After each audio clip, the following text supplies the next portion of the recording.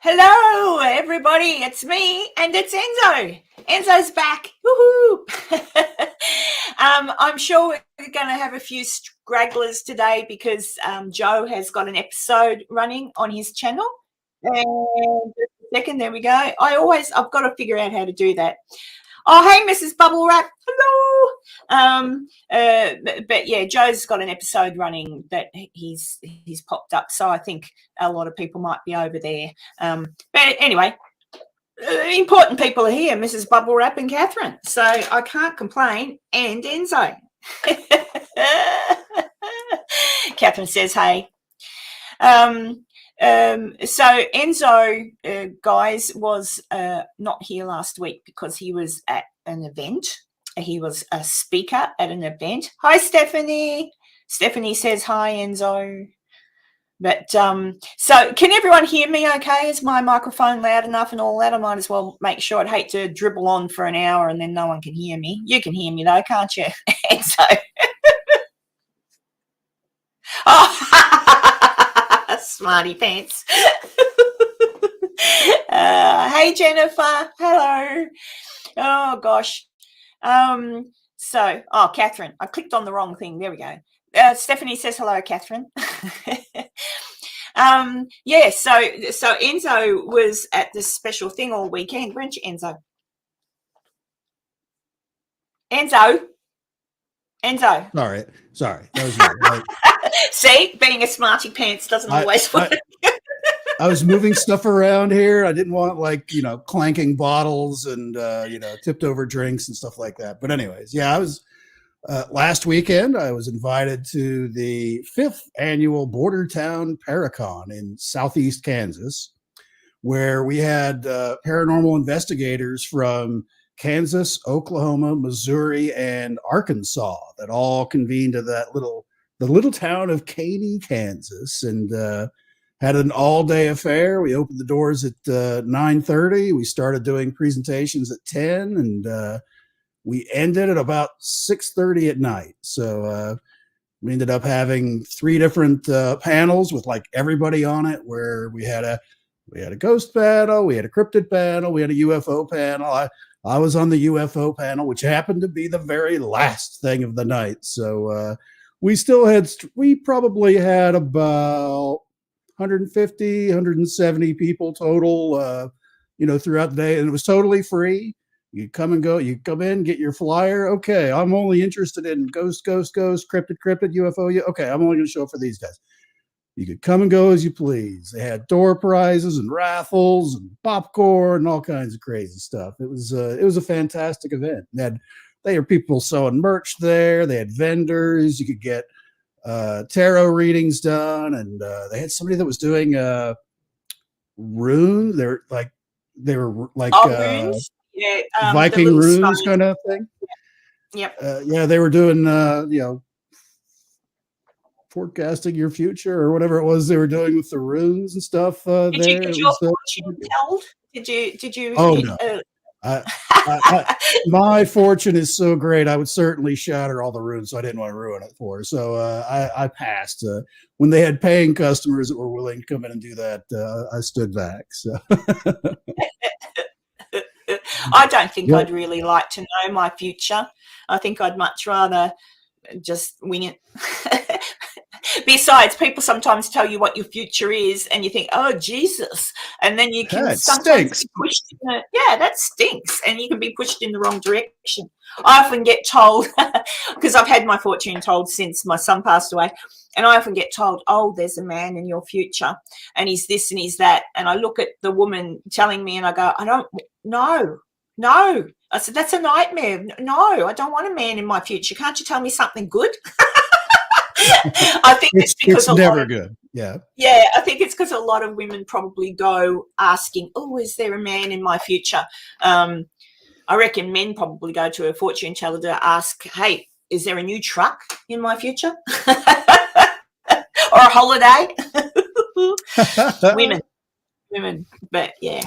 But it was a lot of fun. A lot of people. We probably had about 30 or so different presenters and some of them were like the entire team from, particular areas. They had like 5 or 6 people on a team that came in and just chatting. And that was the thing, is when you weren't actually up there doing a presentation or on a panel, we were just milling around with the crowd, so they could come up to us and ask us anything, and we could talk about it. I had a lot of conversations with people because Caney, Kansas, where it was held, is one of those weird places that it's sort of like Skinwalker Ranch and Bridgewater Triangle and Mount Shasta and places like that, where there's like everything there. You get ghost activity, you get Bigfoot activity, you get cryptids that aren't Bigfoot activity, you get UFO activity, they get time slips, they get all kinds of weird stuff, like within like a 40-mile area of that town. There, I don't know what it is specifically. I mean,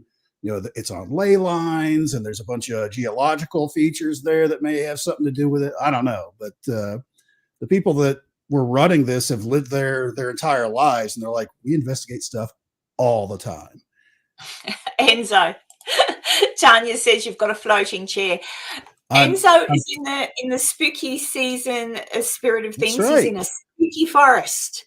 Anytime now, Bigfoot will come out behind him. I'm floating through the creepy woods on my Professor X hover chair, just kind of floating along here. It's kind of got X-File vibes, the background. Yeah, it's hard to find an office chair with 4-wheel drive and the stabilizers. Actually, I'll put you back in a second. It just reminded me, there's Adventures with Beth. I don't know if she's in. I watched one of her little videos the other day. She was scooting around. She's got an electric wheelchair, and she was scooting around Sydney filming, and it was so smooth because she was obviously in her electric chair holding her camera, and it was beautiful. Like on a, what do they call the things when they put the camera on a trolley? Not a trolley, is it trolley? A dolly. No, a dolly. Yeah. It was kind of like, it was a really good effect. I thought, it can be a good effect. So Enzo, when you were there, did you get an opportunity, or like, did you learn anything you didn't know about the area, like anything? Well, I learned a lot about other areas outside of the local Kansas, since we had people from Oklahoma and Missouri and Arkansas.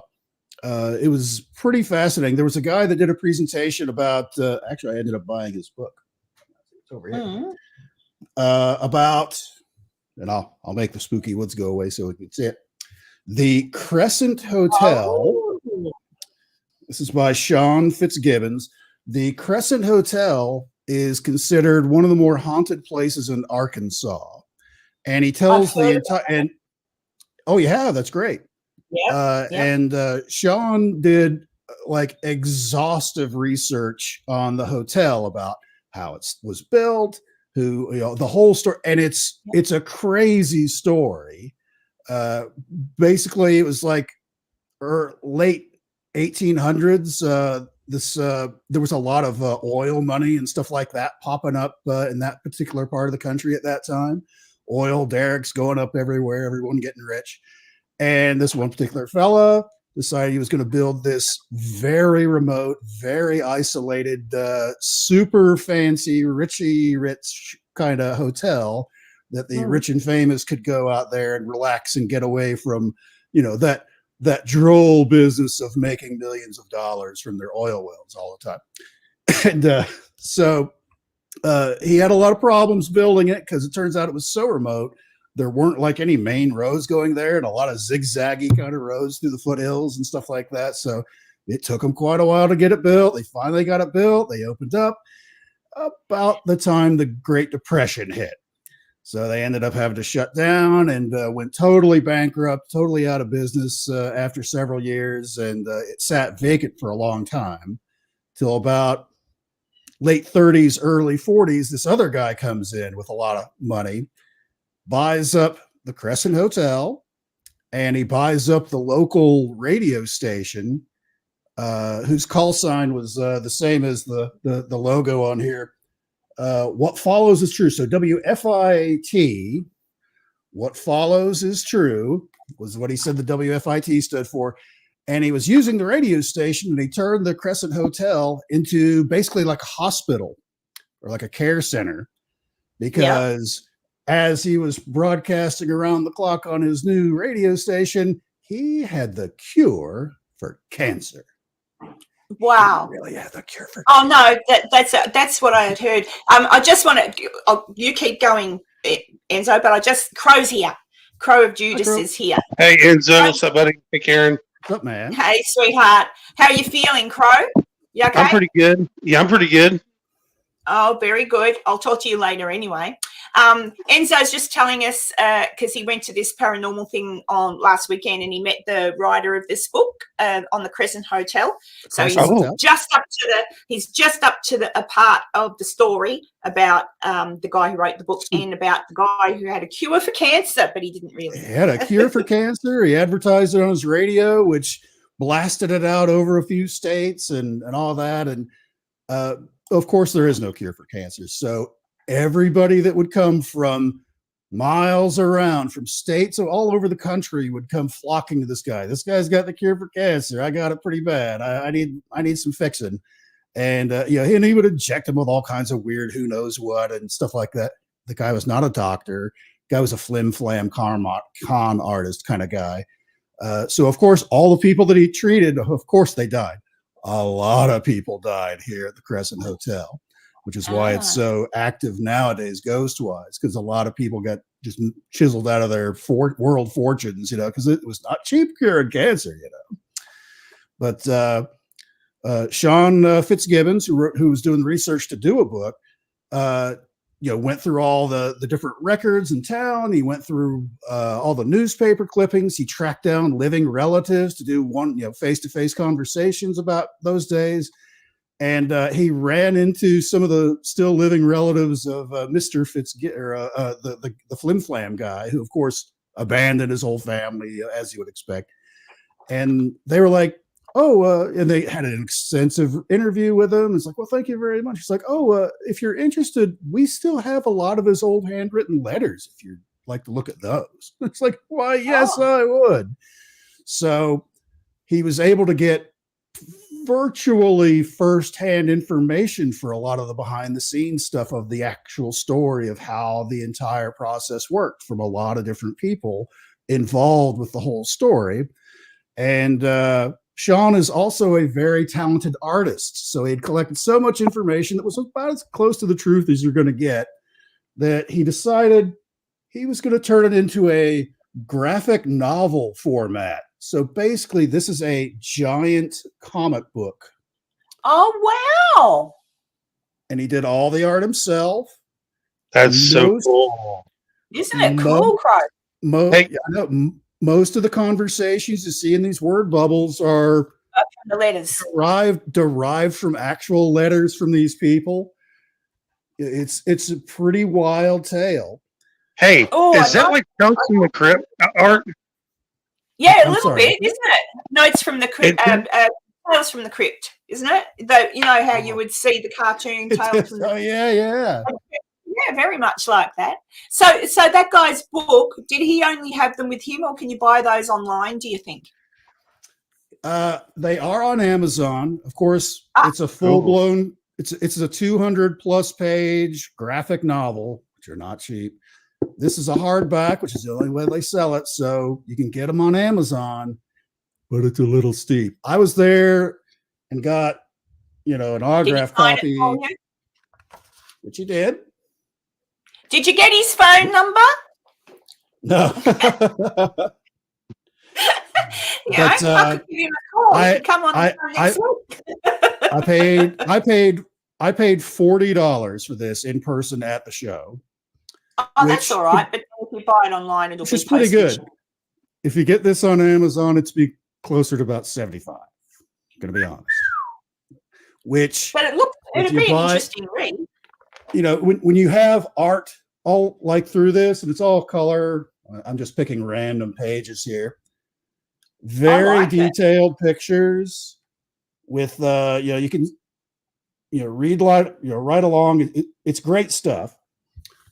But that's $75 is a touch expensive by probably about $15, but for a graphic novel, and if you're interested in this kind of thing, I feel it'd be kind of worth it still. He had his own website because this has been out about 2 years, but something wonky happened with the payment system to buy the book and a lot of complaints and stuff like, so he just took the whole thing down. He's trying to reopen it again to get that Amazon top heavy part off of it to get a little cheaper out to the people. But very interesting stuff. I was pretty amazed at the story.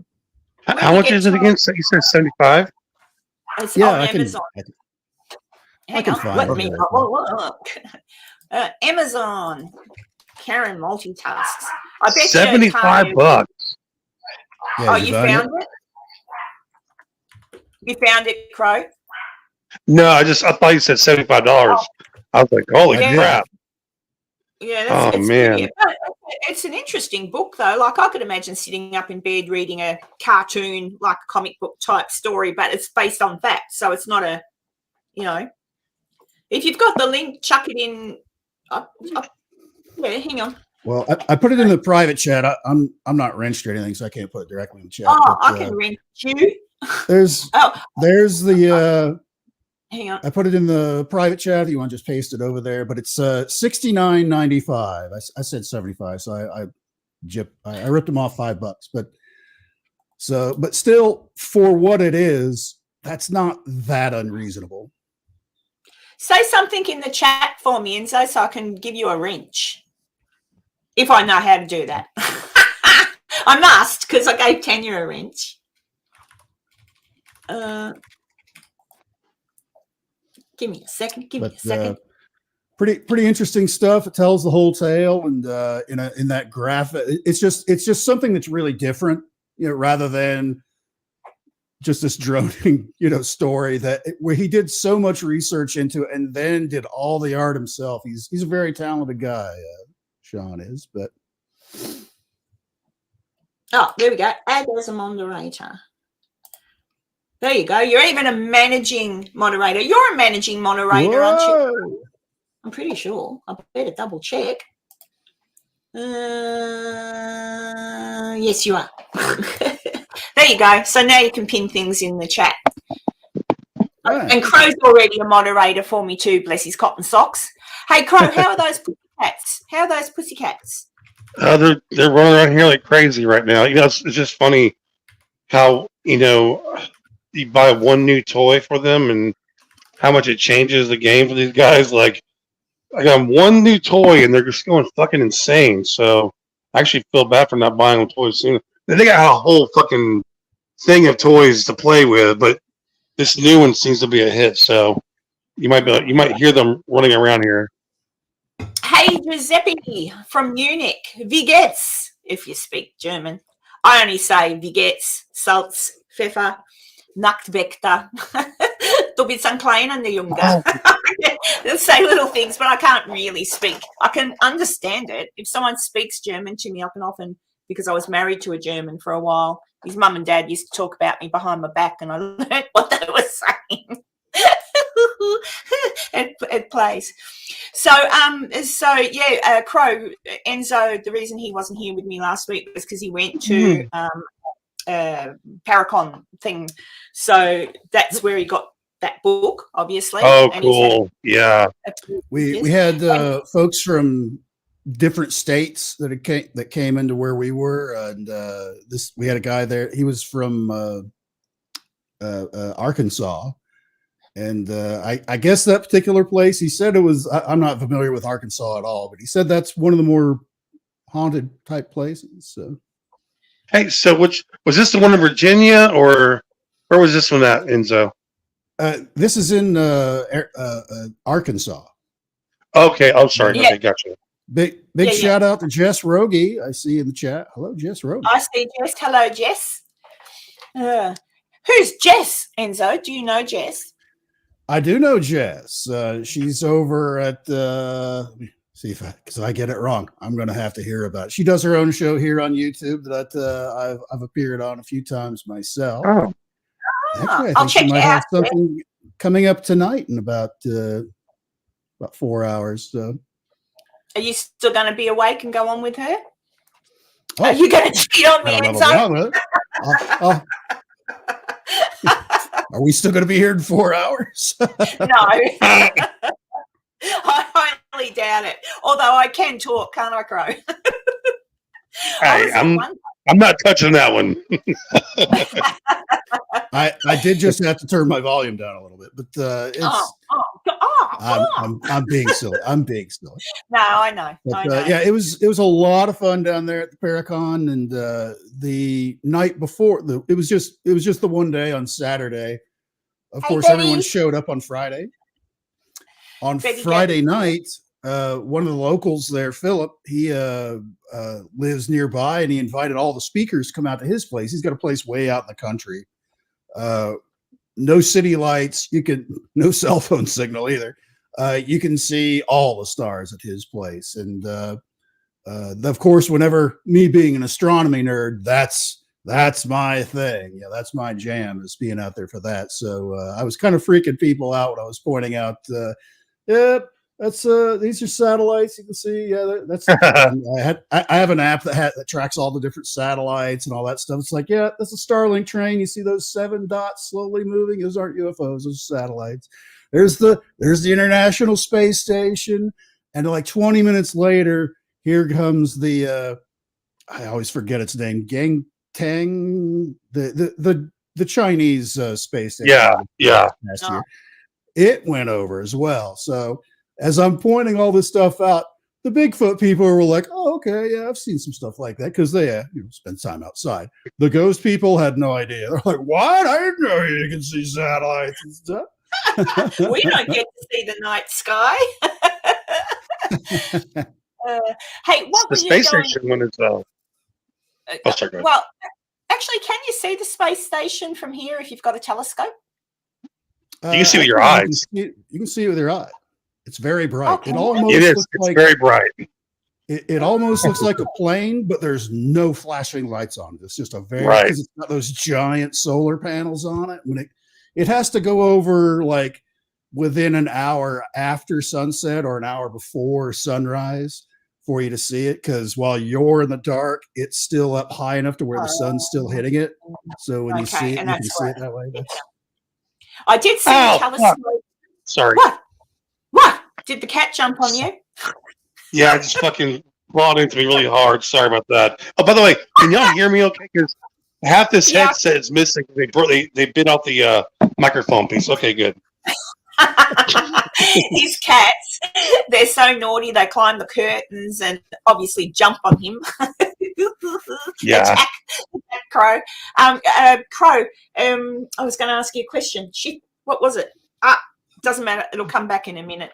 I was going to ask Enzo about the oh crap, what was it about the was it not the satellites, but oh yeah, do you have your own telescope that you use at home? I do. I haven't broken it because I live kind of close to Wichita, which is like just under 400,000 people there, and I'm only like 7 miles outside of town. So it's my whole north to western horizon is just lights. Okay. Like that. So I don't go out as much as I used to, but my dream actually is either to buy one of those remote properties out in the middle of nowhere, because there's a light pollution scale that they use in astronomy called the not Bortle. Yeah, Bortle scale. Right. 1 to 9. 9 is like Times Square. You're not seeing any stars. Yeah.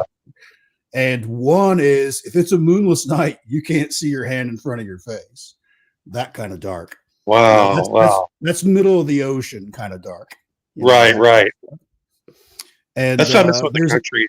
You can see out in the middle of nowhere. You can see so many stars. Okay, go ahead. Sorry. It's almost confusing because you get used to seeing just a smaller amount of stars, and that's how you picture all the different constellations and get your bearings, and then you go out way out in the dark, and there's so many more stars. It's just I'm all mixed up. I don't know what the hell I'm looking. It's amazing. Yeah, it's so true. But I will say that when I had a telescope, I don't have a telescope anymore, but I bought a telescope. It wasn't really expensive, but it was pretty good, And it's amazing how hard it was.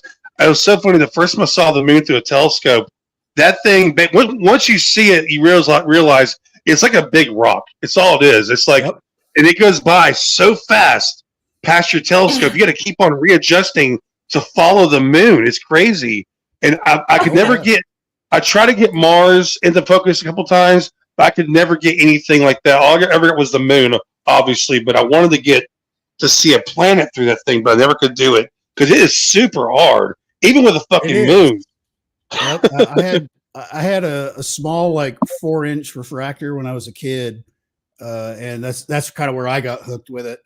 And being it, of course, just the lightest touch as you're trying to adjust it, it just sends it skewing way off and all that. And yeah, I remember seeing Jupiter for the first time, and you don't even need, if you have like a really good set of binoculars or even just a small telescope, you can see those bands in it.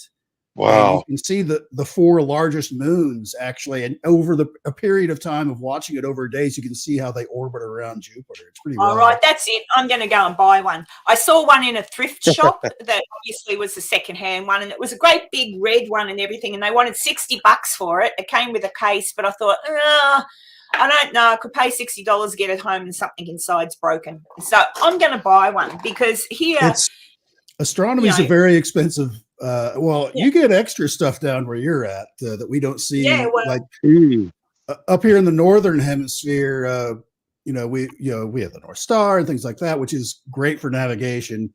You don't have that in the southern hemisphere.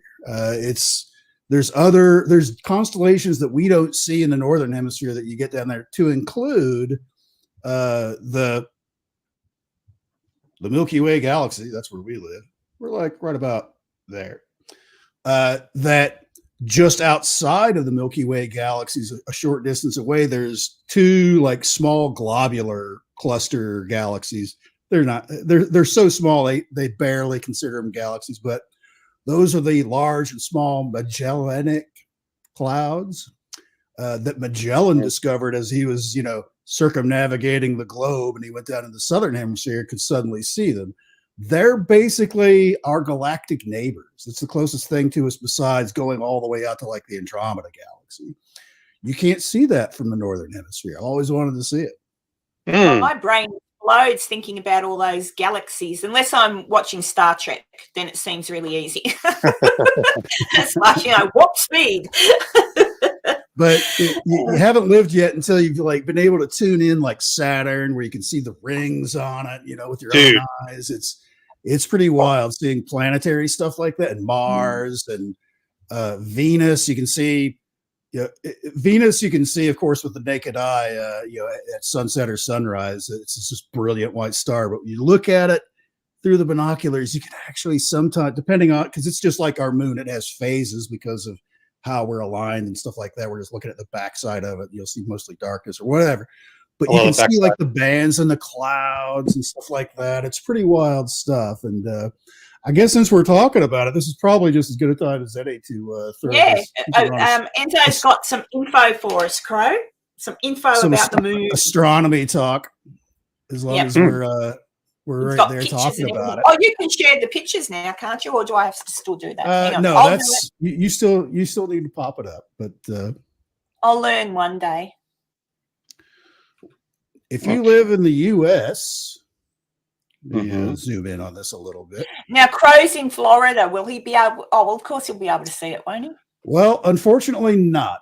If you live in the western part of the US, you can see this line here. Next Saturday, we're going to have a annular solar eclipse. And what an annular, not annual, annular.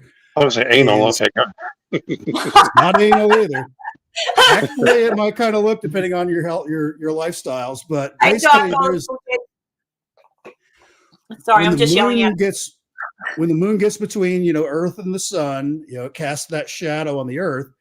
There's always been that argument about, wow, the moon's, it's a spaceship and it's, blah, blah, blah, because it creates this perfect shadow. Well, it's not perfect. It never has been. And this is actually one of those cases where it's a little different. It's and you can sort of see it in this picture where the shadow is really elongated.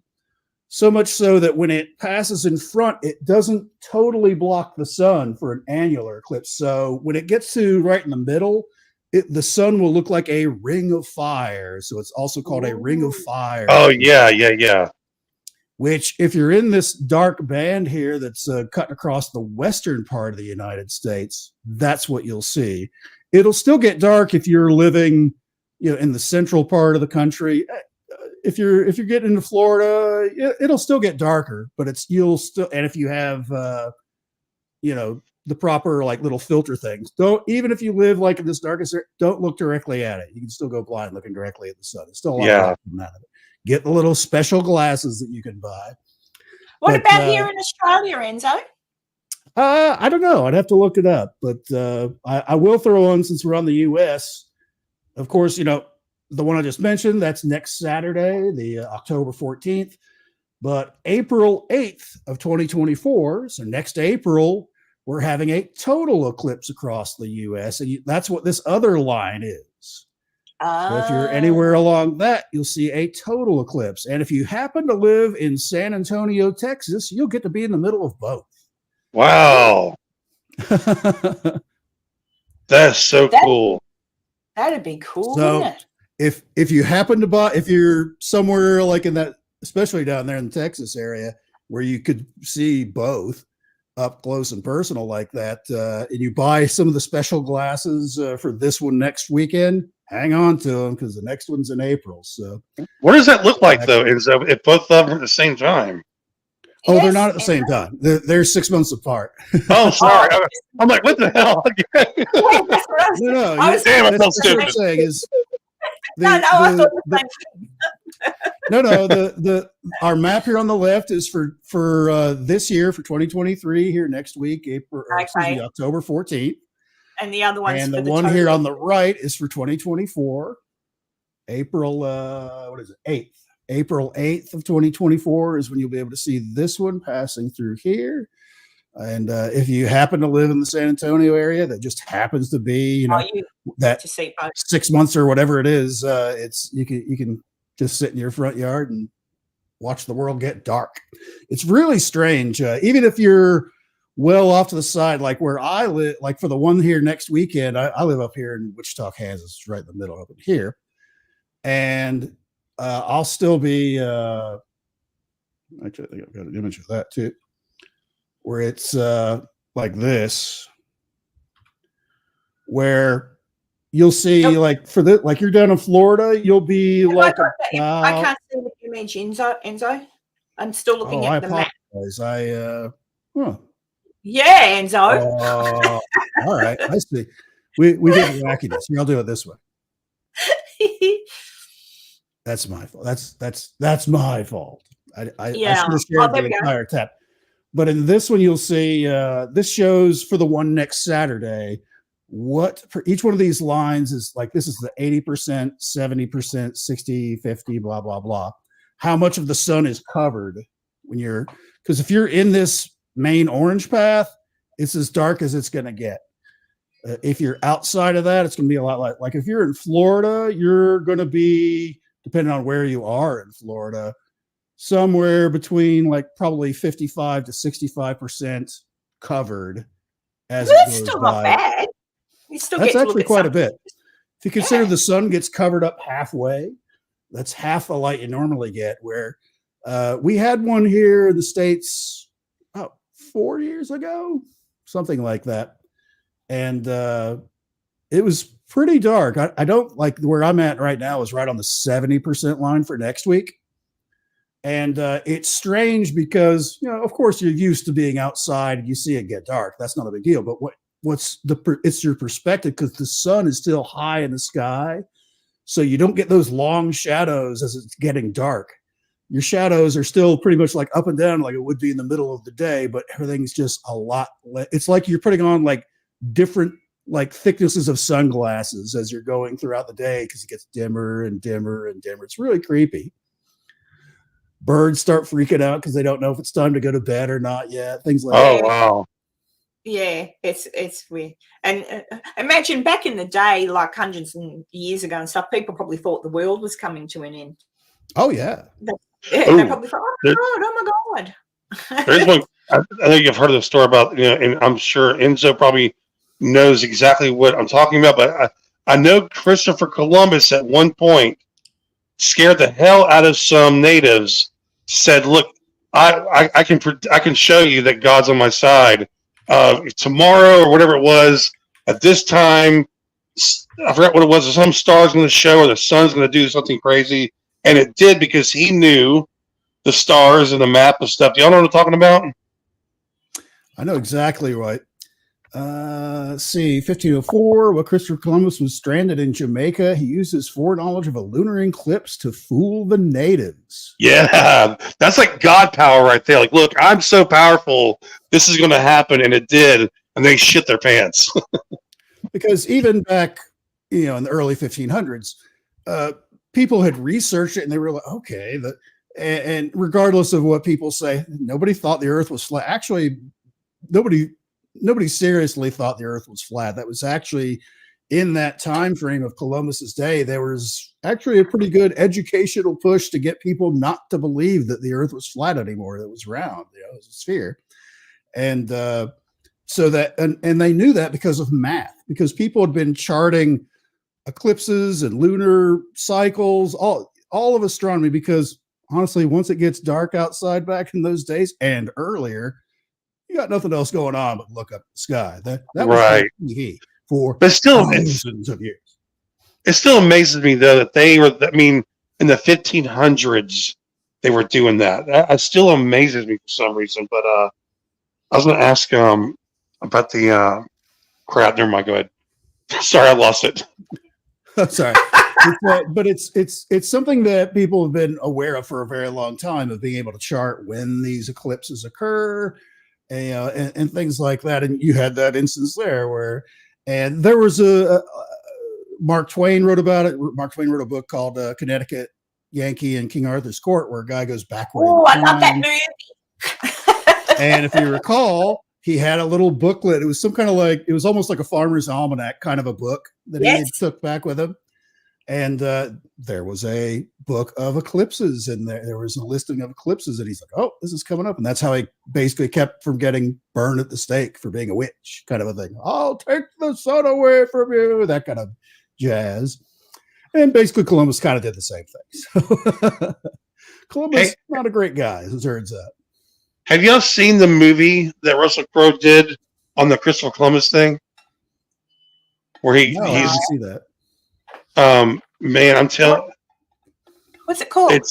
I forgot now. Sorry. It's maybe I'm wrong. Is it Columbus he's playing?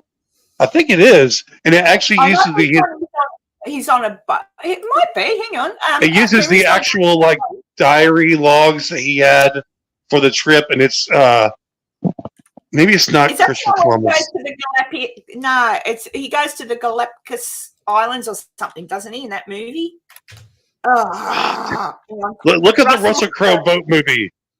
It is so fucking good, man. Because it shows back then, when they would have dinner, they would put these walls around them. Master Commander. What was that? Can you read what's about real quick? Captain Jack Aubrey orders his team to set out in search of a French war vessel. However, when his own ship is heavily damaged, he realizes the task is not as easy as it seems. But I know that he goes to the Galapagos Islands. I've watched There's a movie out there. There's a movie out there where somebody plays Christopher Columbus, and it was so good, and it shows how the crew was like, let's turn back, fuck this. We're going to fall off the edge of the earth. There's no more land. And just showing what led up to those final days before they finally saw land. I think was it the Bahamas they eventually hit.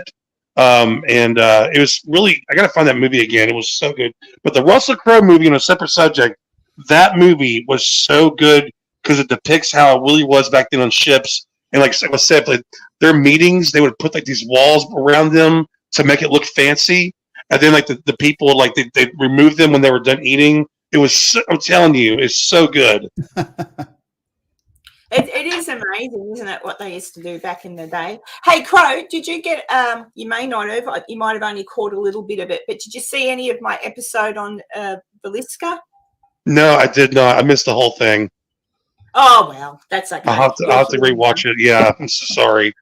No, that's all right. Someone commented, I think, where are we? I think it was Stephanie. Someone, not Stephanie, she's dealing with leaf blowers and smells from the gardening. That researching that was mental. I read a book which I got on the Amazon that was written by a fellow who basically has spent his life researching that. He's the one who got the axe. You know how the actual axe is in the museum or something in Villisca? It was him who got that axe. Yeah, the widow of one of the investigators on it, he had it in his house for years. He got a hold of that evidence because back in the day they didn't store it like they do now. So he had that in his house. He passed away, and this man found out that he was the one who had the axe via, which I put a picture of it actually in the video. He found out that he had the axe through a newspaper article.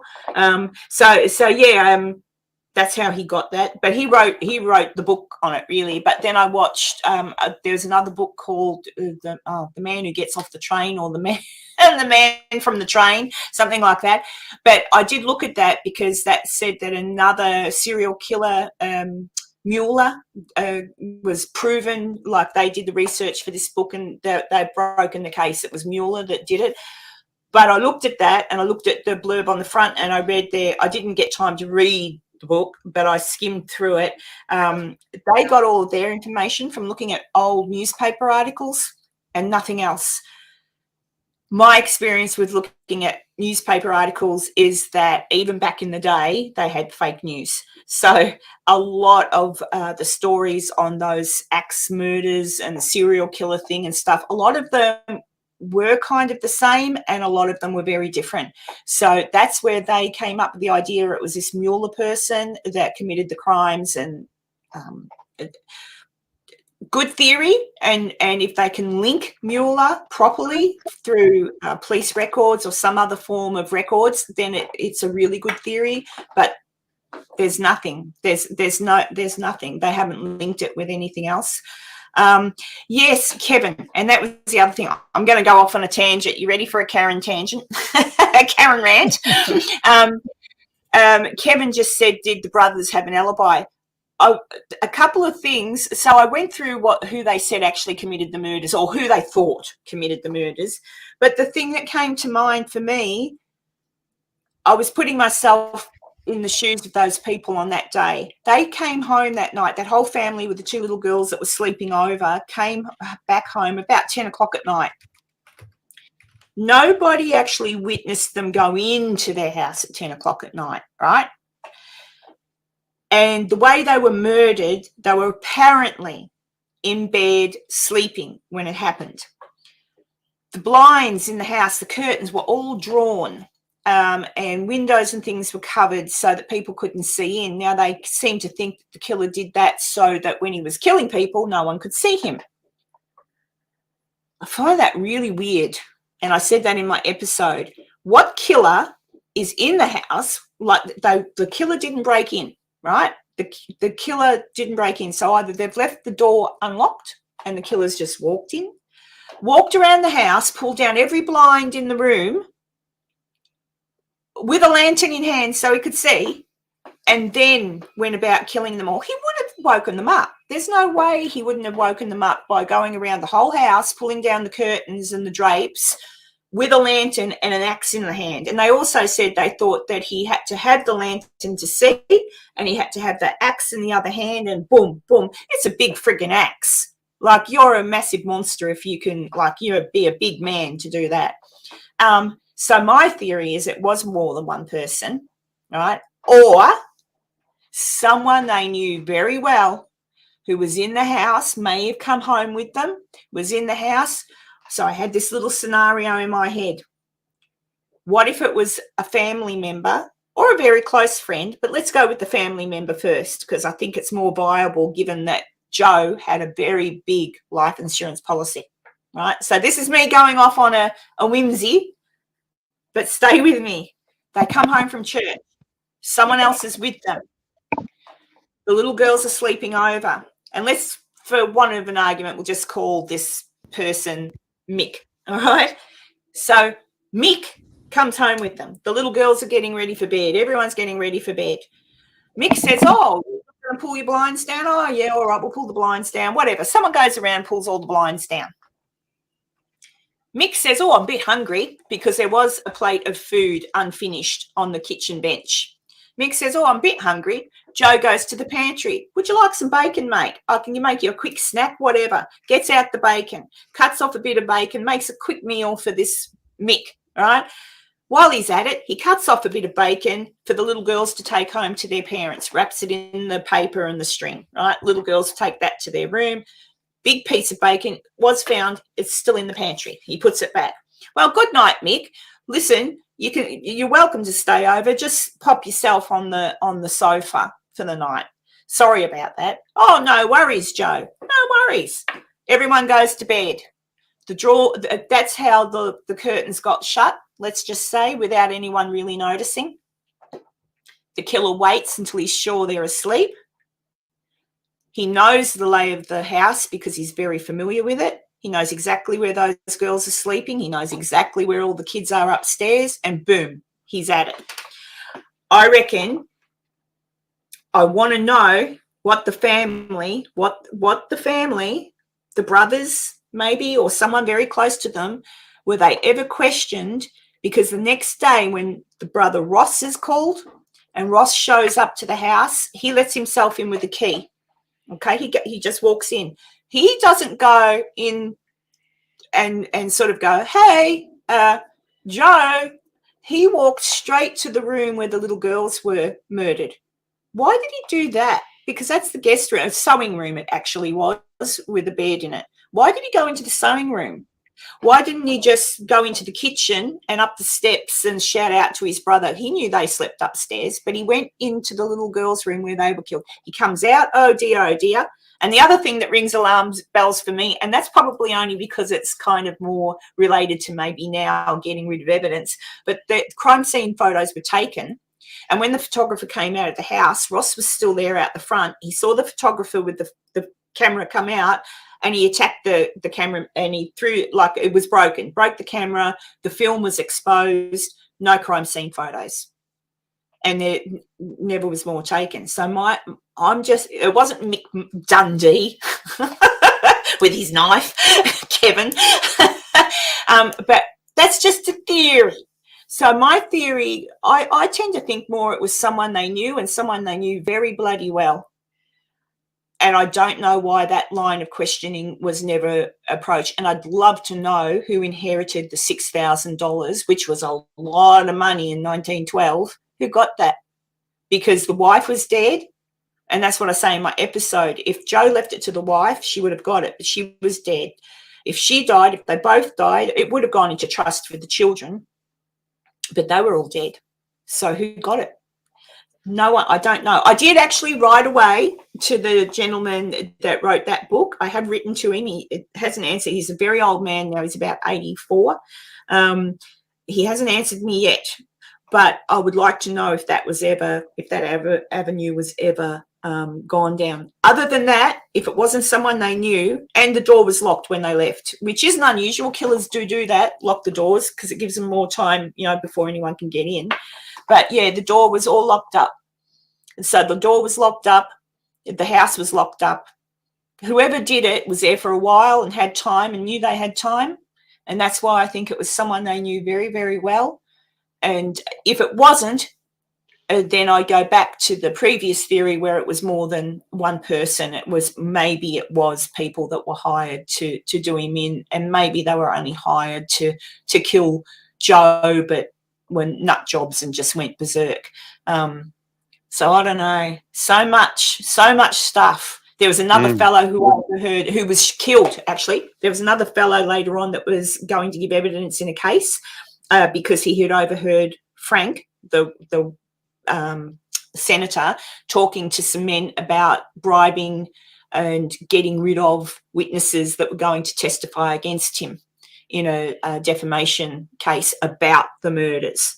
So I don't know, but yeah, I don't know that. But I'm still, something in me tells me they knew him well. That's, it just all fits, but I just don't know why they didn't go down that path. And I'd love to know where, were any of the brothers in financial distress? Was there a reason? Maybe they went to Joe and said, "Hey, Joe, could you lend us a couple of bucks?" No, I'm not lending you a couple of bucks, you bastard. Because oftentimes in all these murders and in a lot of these axe murders that took place at the time, were all done by, it was a greed thing. One person wanted his mum's land, another person didn't want the wife, wanted the money. Like, it was a very, and of course everybody had an axe, so it wasn't such a stretch to think that that would be the first tool someone had used to get rid of someone back in the day. That's the end of my rant, people. What do you think about my theory? I don't know. Okay. So there you go. I mean, it makes sense, Karen. I mean, it makes sense what you're saying. I don't know much about that case, but I mean, it makes sense. Well, you can watch my episode later with the Pussycats. I will. Mrs. Bubble Wrap, I do touch on that in the episode. There was a serial killer, and that's the other book. There was a serial killer that was supposedly hopping trains, and I think that's Mueller they're talking about. But again, no. Yes, there is a story of a serial killer, but that's all derived by newspaper articles implying it's this Mueller person. Again, no proof that person was never caught. So they, they don't. It's an assumption because a lot of the murders did happen near railways. But again, you've got to put yourself back in time too, to what that time period, there was trains everywhere. To get to any town, you caught a train. But there's, so there is a lot of. What year was this? 1912. So there was actual photographs. There's photographs of the house, and there's a couple of photographs of different things, but no crime scene photos because the brother broke. The brother attacked the cameraman and threw his camera and broke it, and the film was exposed. Yeah, so I would dare say that because I thought to myself, well, why didn't hey, good-looking honky?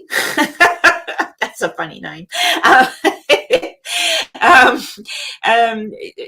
sort of thought, why didn't they just go and get someone else to take photos? But again, cameras in that day and age weren't all that common, and the cameraman probably came from out of town to take the crime scene photos, and Ross, the brother, broke it, chucked it. And if I was a criminal, if I was the one who did the crime, I'd think to myself, I don't want those photos. What if they see something in the photos that shows it was me that did it? I'm going to break that camera. So no offence, it's only my opinion, but no offence to Brother Ross, who had a key to get in and broke the camera that had the only crime scene photographs. No offence. But if I was a policeman, I'd have him in interrogation. I'd be saying, dude, where were you last night? Where were you? Where did you sleep? Where were you? Isn't it amazing though?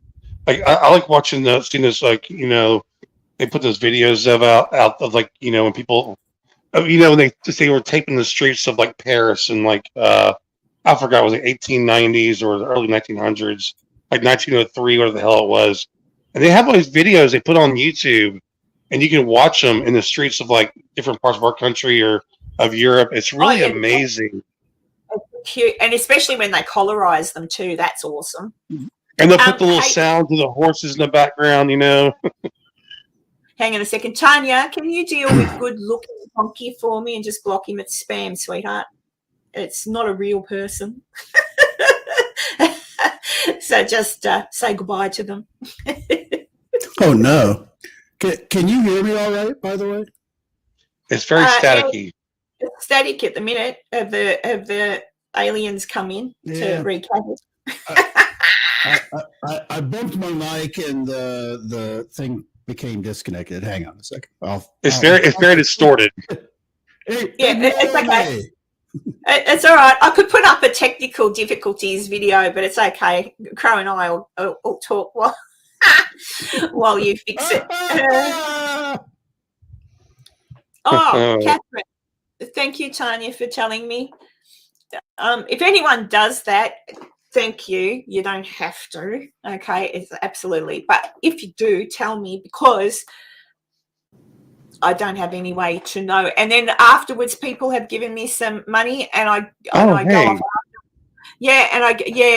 Catherine, you don't have your email notifications or like where it beeps in your phone.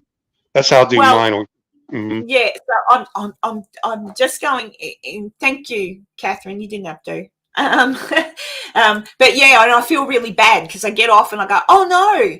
And sometimes, because I'll go into the PayPal and I'll try to send a message back to say thank you, and it doesn't let me. It won't let you. Right. Yeah. Some have it turned off or whatever on, but yeah, I have mine on my email being on. So if somebody does do a PayPal, it'll bing on my phone. That way I know who it was and stuff like that. And that's what I'm doing now. Nothing's come up yet, but I trust you, Catherine. Unless you requested money from me, in which case. But thank you anyway. I'll check it out later. That's awesome. That's awesome. Yeah. What's Mrs. Bubble Wrap say? The other one that makes my brain tick is the Lizzie Borden case.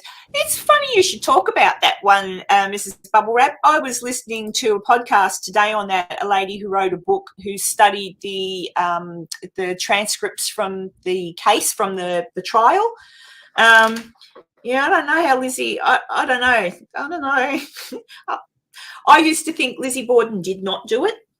I really did. I used to think, someone's come in, probably because there was rumor that I think it was the father, Andrew, his brother-in-law, or I think it was his brother-in-law, had been there that day or the night before, had dinner or whatever, and apparently they didn't get on. I thought, maybe it was him. But when you listen to what this lady says about the court case and everything, I don't know. She got off. No one believes she did it, obviously, but and it's still kind of hard to believe that a little woman could wield an axe that badly and do that much damage to someone. But again, when you look at those crime scene photos, and there are that they survived, he was obviously asleep on the couch and copped it, so that was an easy kill. But the woman upstairs, the stepmom, the way she fell on the floor, this is me, armchair detective Karen, the way she fell on the floor after being hit, she's flat on her face and she's facing the wall. So she must have had her back to whoever did it, and she's, why she didn't fall on her back, and it would have been because she got hit on the back of the head, and I think indeed that she did. So I don't know. If it wasn't Lizzie, it was, again, someone they knew well and trusted to be asleep on the couch or to turn their back on them. So I think Lizzie got away with murder. I could be wrong, but I think she did. But oh well, her dad was a bastard, so why not? That's what I say. Now, what am I missing in the chat? Yeah, if your dad's a bastard and won't give you money, chop him in the head. I think that might have been why she did it. But thanks, Diabolical Debbie. Yes, I tried. I'm not very good. I can do outside of my house really well, which I will. I've got this clown here and the witch. Oh, where's her broom? Who's that fat cat in chat? Delete them. What? Block fat cat in chat. Where's my moderator?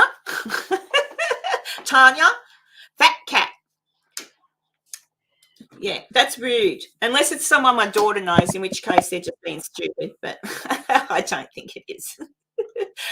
Good eyes, Crow. Good eyes. Jeez, I love going. I love going to these people that talk crap in the chats. What I do is I go to their channels and then I comment on all their crap and make fun of their stuff. I love doing that. Oh, well, anyway, that's an old term. We used to say that back in the day when something was gay. You'd say, oh, that's like stupid. But there you go. Well, anyway, they're gone now, aren't they? Have you blocked them, Tanya? Oh, good girl. Thank you. Good girl. Yeah, but so lots of different things, and some of those older stories, like even like good old Jack the Ripper. I mean, there's nothing there. You can no one's ever going to know, because it can only be assumptions. And unless you've got a time machine and can go back in time on what they might have actually missed. You know, you all right, Enzo? You look concerned. What's the matter, Enzo? Is he frozen? No. He's frozen, doesn't he? We can't hear anything at all. He's frozen with a look of sadness. Oh gosh, it came through, Catherine. Thank you, my love. Yeah, it's just come through. It's just popped me up. Thank you, darling. Karen, let me ask you a question real quick. What? Yeah. Enzo, can you hear us? I don't know. I still can't hear anything from Enzo. No. He done bumped his mic and messed it up. Oh, he's gone. He'll come back. So, Karen, I forgot. Do you like horror movies? Do you like Rocky Horror Picture Show and? Oh, Rocky Horror Picture Show. Yeah. I'll watch any horror movie that's funny. So I like the Scream franchise, for example, because they're jump scare and they're funny. Like they put comment. I cannot watch anything like Saw or I can watch Friday the 13th and what's his name, Freddy Krueger, and I can watch them because they're kind of they're dumb horror. But I can't watch anything that could remotely actually happen, like the Saw movies, or there's another one,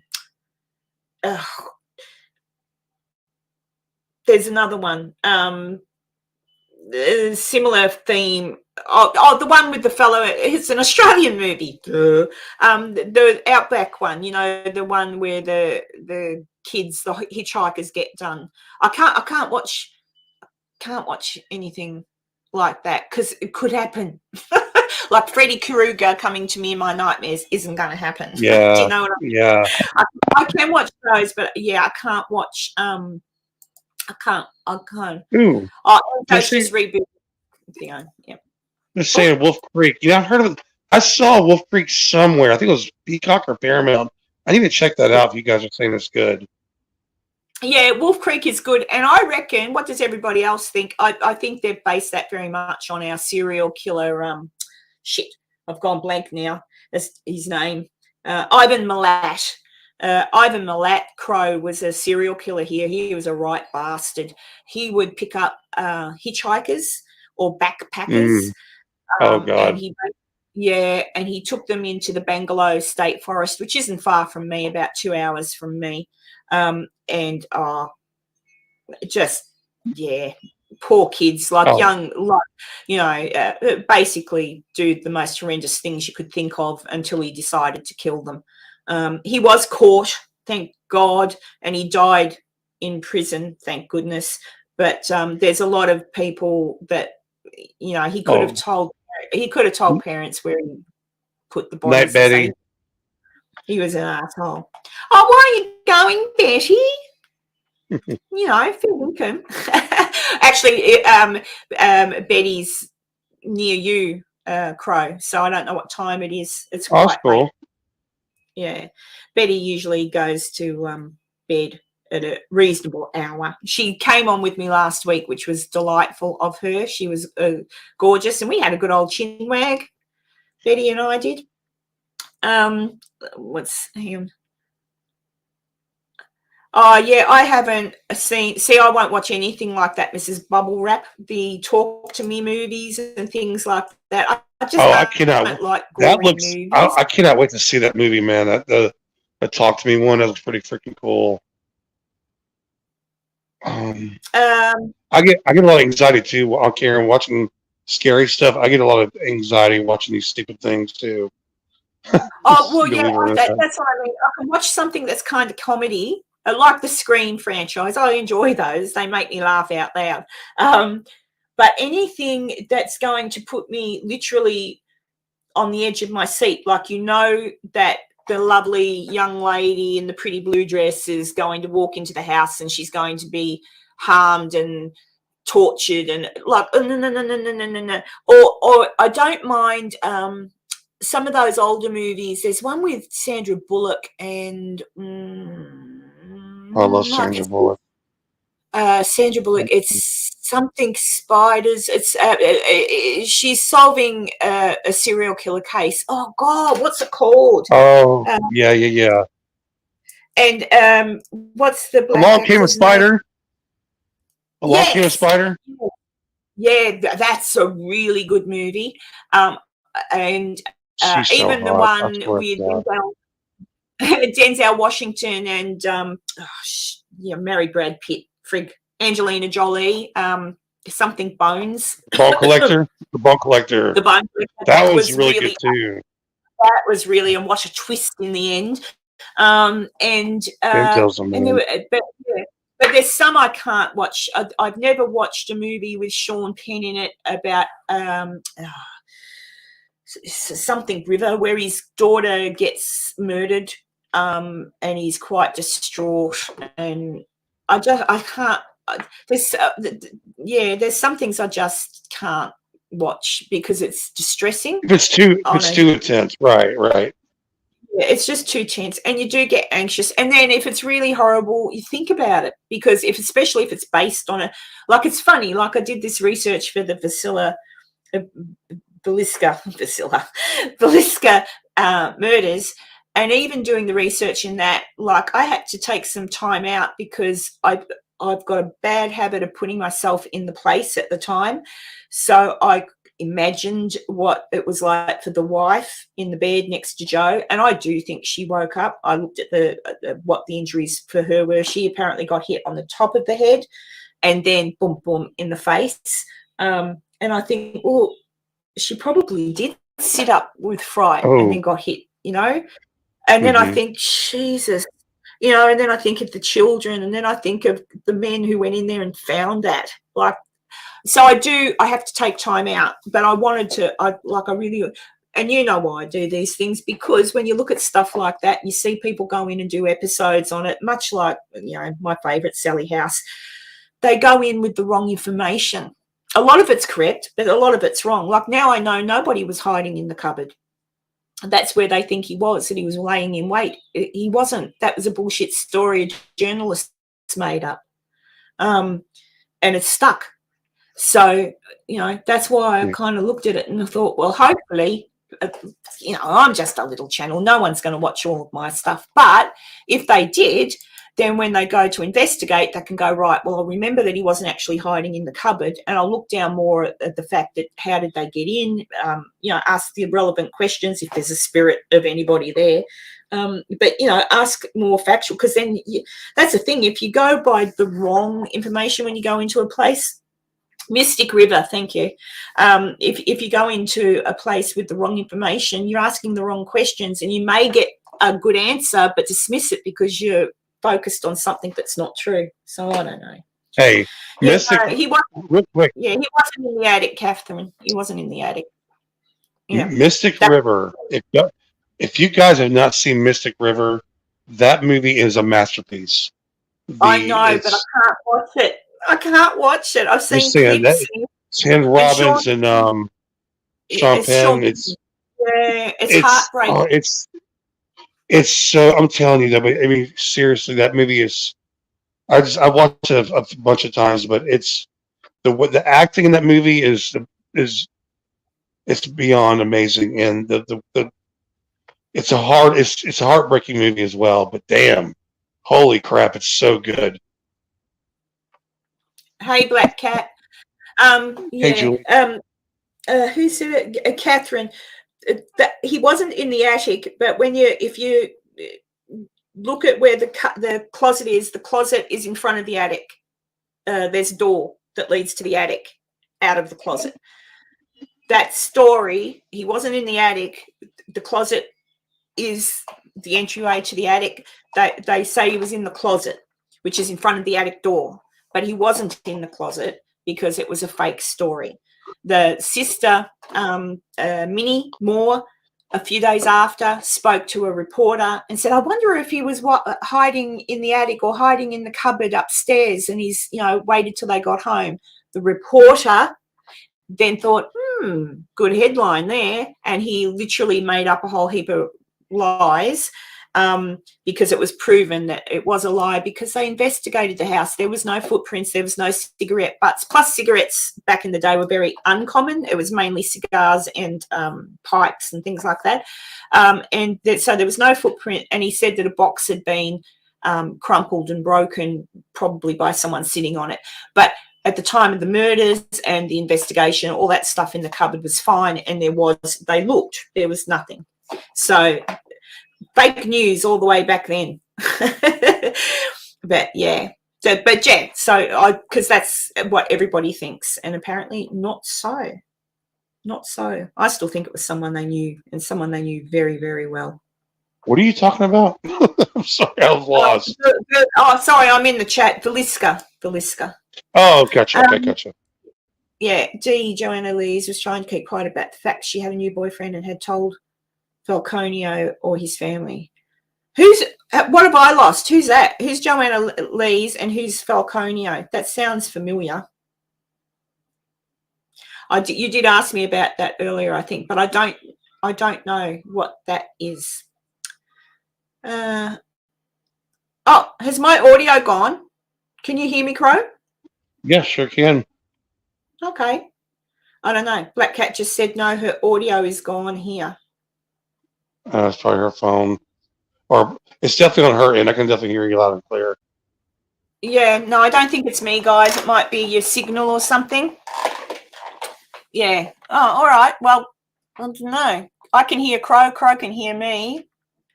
So I don't know what it is. Enzo's disappeared. He had to reboot his computer. Thank you, Catherine. Am I clear, Catherine? It could just be internet. You guys are in another country. It's probably the aliens interfering with the signal. Have you ever been, hey Crow, have you ever been on a phone call and you'll be talking to someone and then it suddenly does that funny noise in the thing and you're like, what the hell? And you have to, I reckon that's aliens. Oh, victim survivor.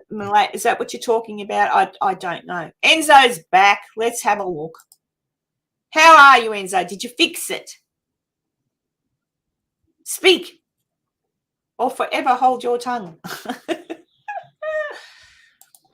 Still nothing, buddy. I can't hear you, Enzo. Still nothing, man. Say something. Oh, well, at least we can see him. What's wrong with this thing? There it is. I can't hear you. There it is. There You're he goes. talking. There you are. You here? I just reckon it's aliens interfering with everything. People are saying the sound's glitching, and you've had trouble with. I tell you, it could be the aliens. Enzo, say something. It's probably the aliens. It has to be. There we go. Yeah, it's distorted, but it'll work for now. It's better than it was. Maisie says hello, Crow, and she says hello, my sexy feathered friend. Hey, Macy.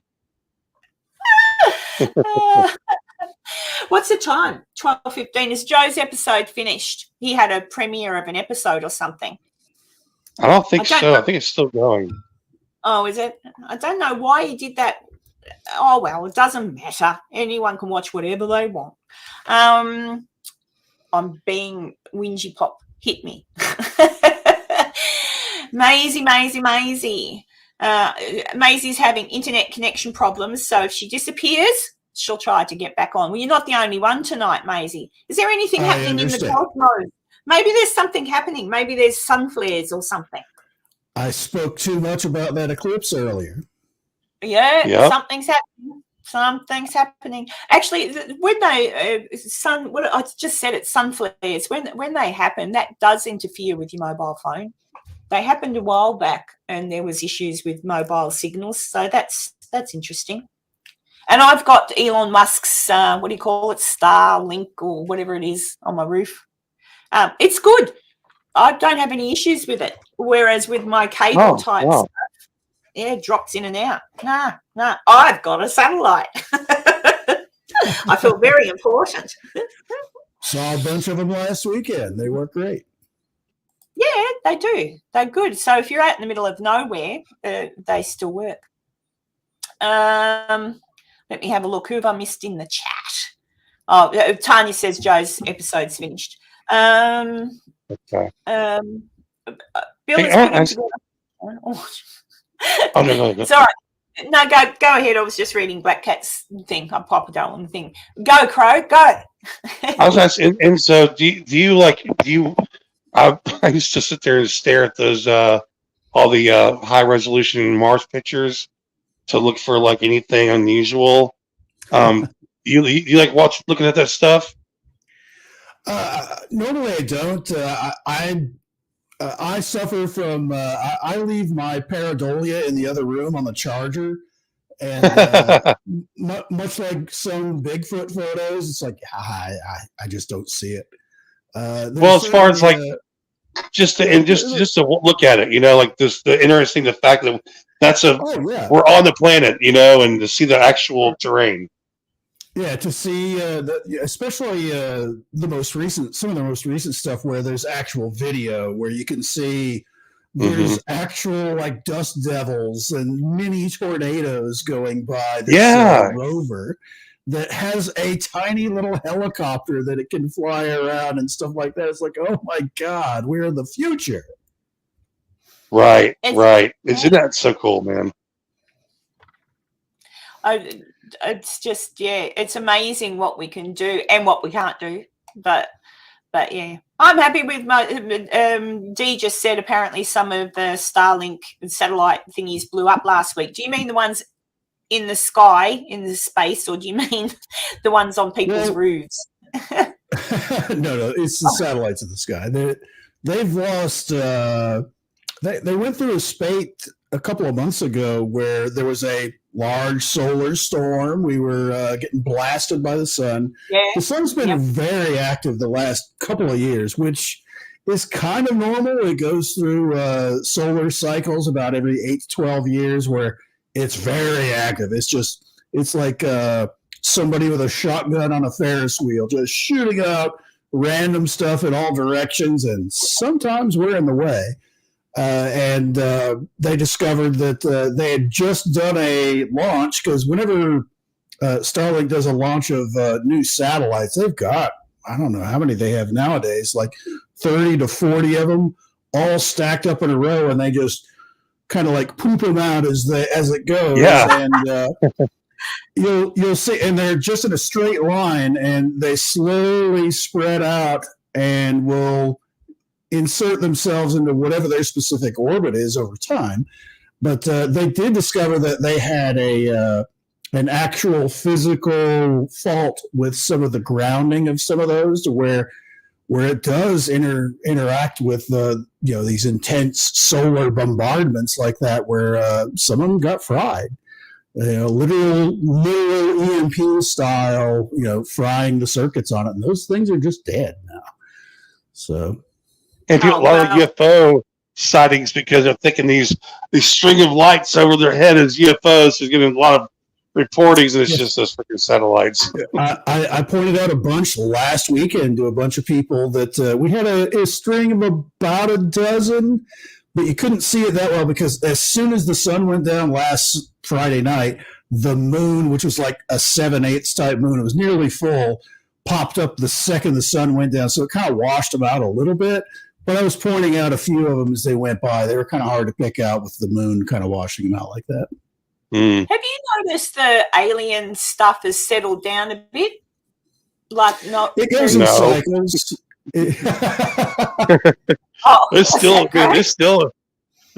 a lot going. I mean, yeah, I watched there's just stuff popping up every day still, but yeah, as far as like the cycle of news, the big stuff, but I've been catching up there's been a lot of new David Grush interviews where he's like out with like regular people and they're picking his brain. He's he's kind of telling more and more here and there. It's been pretty cool.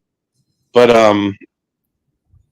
yeah, I guess you're right. You're right though. As far as the big stuff right now, it has kind of died down for now.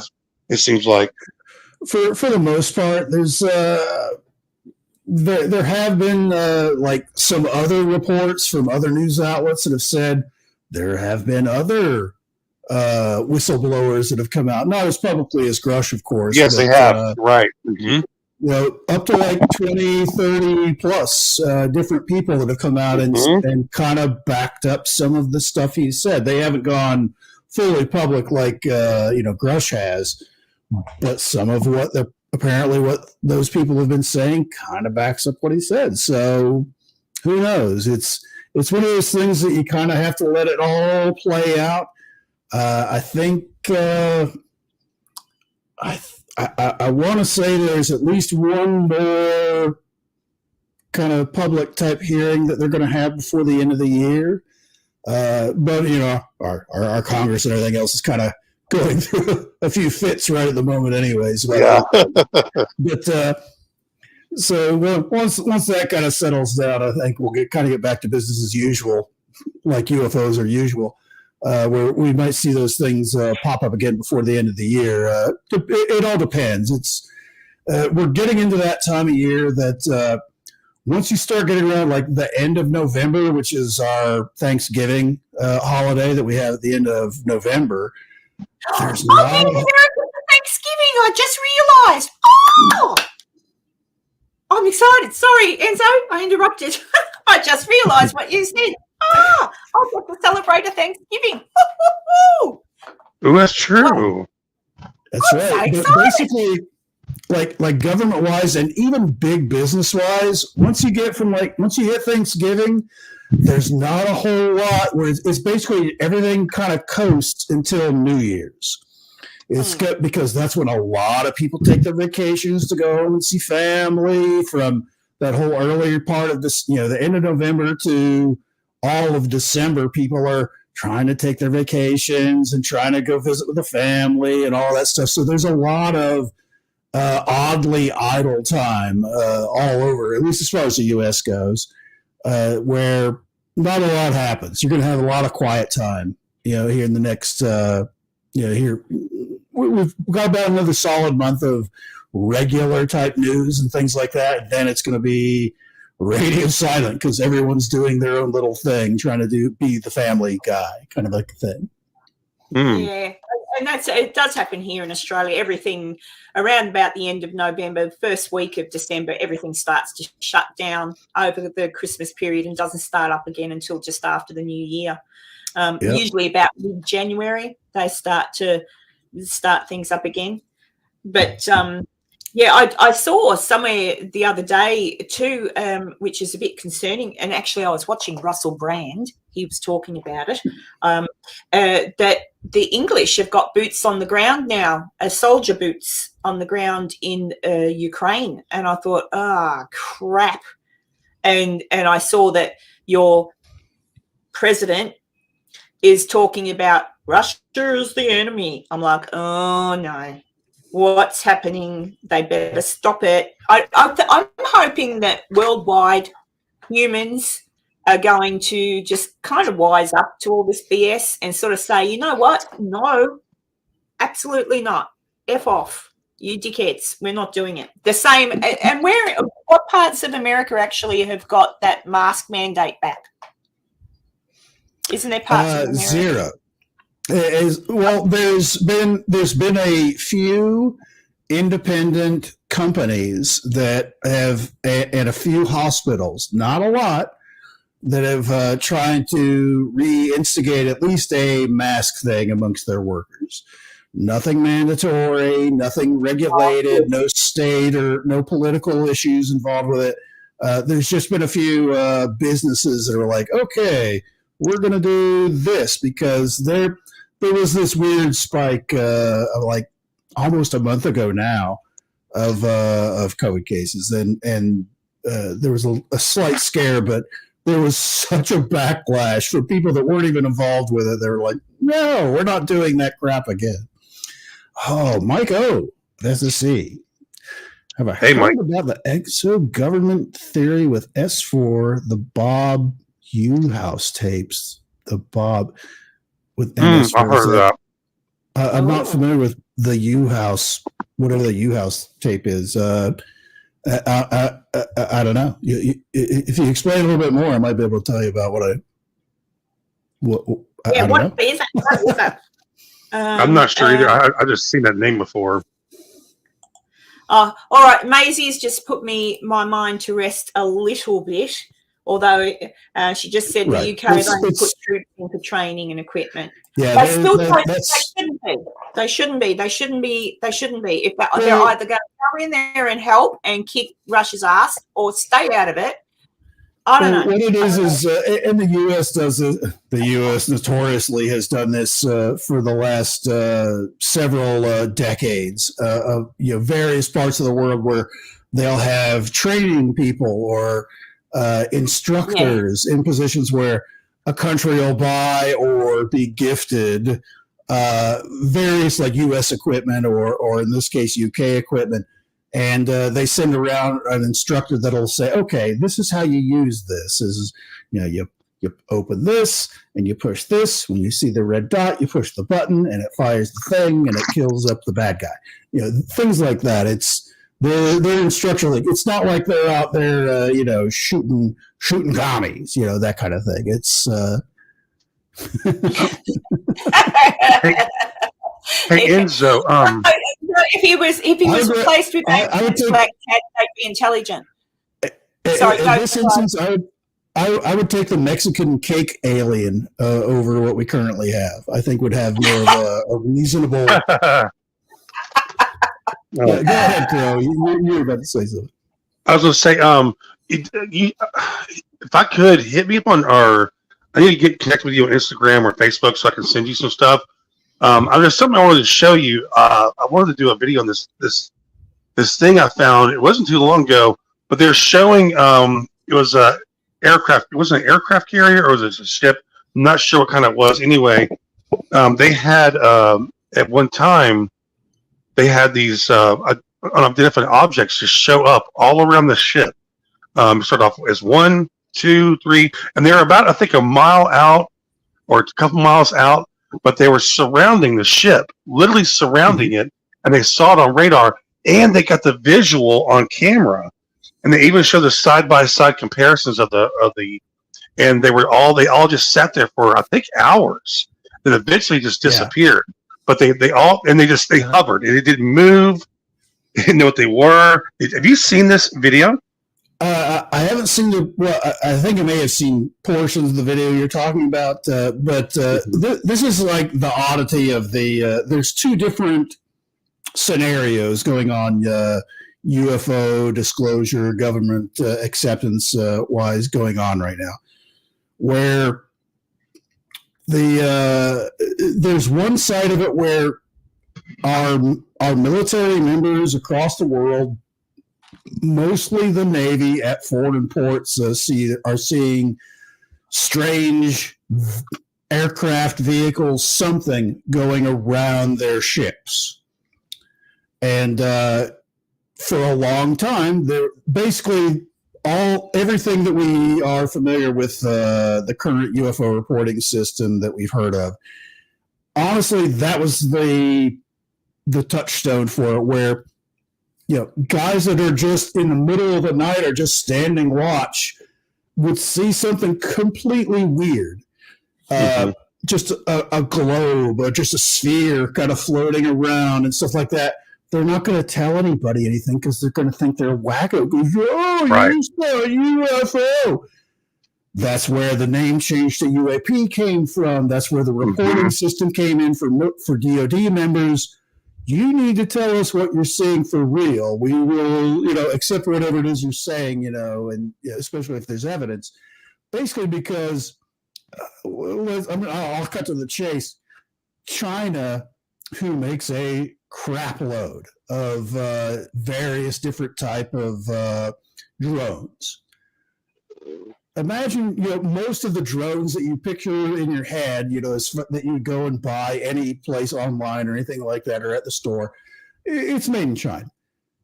do you think China could make a drone, even like a classic quadcopter, whatever, and maybe put like a shell thing to where it looks like a sphere, maybe some funky, wacky lights or something weird like that, so that when it flies around the Navy ship that they're kind of spying on to take pictures of, to see what their reaction is, just for that alone is a lot. There's a lot of intel in how a military unit responds to a threat, things like that. Because to make a regular old drone kind of look like something weird, China was kind of using our own stigma about UFOs against us, where, man, I saw something weird. It didn't have wings. It didn't have an engine. It didn't have other. I'm not going to tell anybody because they're going to say, you're the UFO guy. You're never going to get promoted ever again. So there is that element of it where, let's be honest, it is China. It was either China or Russia or maybe Iran, which was bought stuff from China, that they are sending these wacky drones that don't look like what we think of as drones around military assets. They kind of spin around. They take some pictures. Mostly it's a response to see what they do, because whatever wacky response is going to be, because drones are actually kind of a big deal as far as, arena warfare goes now. We've seen reports out of, with Russia and those other countries in Eastern Europe that, drones can pack a wallop, where it's just a drone packed with C4 that you can just blast into the side of a building and wreck it pretty badly. That there has to be a military response to that, and there has been. However, you don't want to reveal the military response to, if it's just flying around and doing a thing, do you want to reveal what your new tech is that can track something tiny that's moving along and then, shoot gazillions of bullets at it, or, shotgun shells or some kind of super laser or whatever it is? There's you don't know if you necessarily want to respond to it, because now they know, whoever the bad guy is, this was kind of a red herring that they want to do that. So there's a lot of cat and mouse as far as that end of it goes. But then, of course, once they opened up those floodgates, hey, anybody see something weird? No, even if you're under a classification, please come forward. If you're being held back by your superiors, then we're going to have whistleblower status involved. Then you get Grush showing up going, hey, we got aliens. We got ships. We got all kinds of wacky stuff, which totally steals the spotlight from, wait a minute, there's actual foreign powers out there that are basically fucking with us, where they've got some wonky looking drone that with some weird shell on the outside of it that makes it look like a sphere, and then stick a dumb light on it or something like that, where it's going to look weird. It's not going to look like the normal thing you accept. Wouldn't they shoot it down?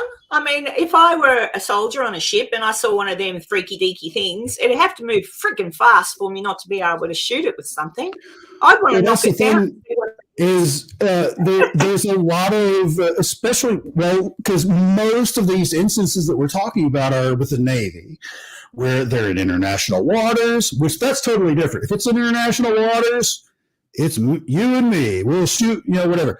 But a lot of these instances, when they're docked at some other foreign port that is not their own, outside of the United States, in this instance, when I'm talking about the U.S., and they can't just open up the deck guns and start shooting the shit out of everything that they see in the sky, because there are certain local regulations. They can't. That's an international incident. If they start just firing off at anything they see, that's the perfect time for somebody that's trying to spy on them, like China and like Russia and like Iran and all that.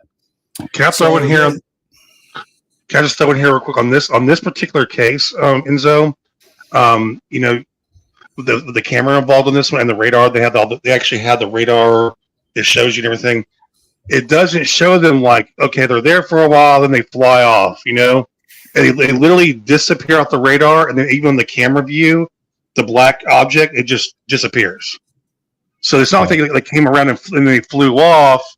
I wonder how they could do something like that to where if it was China or Russia, how they could make that effect happen. Honestly, they just dump it into the ocean and nobody cares. It's a throwaway item for them. So get a little bit outside of the range, or that and that's another one of the things that they do is they have sensors built into these weird things that they put out where they're measuring what our ranges are, how far they can detect and what accuracy, and if it suddenly disappears off a radar, all they've done is just chop the power, just dump it into the ocean, and nobody cares. Can I ask you? I think Crow's being not Crow. Enzo's being the Debbie Downer today. Crow, go for it, Crow. No. No, I think it's very interesting because there's like I said, there's two different things going on at the same time. There's active duty military that are standing on the deck of a ship, at 3 a.m. going, "What the fuck am I seeing? And how do I report this without sounding like a total kook?" And they've opened the doors for that. And where there, if the person running your operation is giving you guff for reporting this, we're giving you whistleblower status.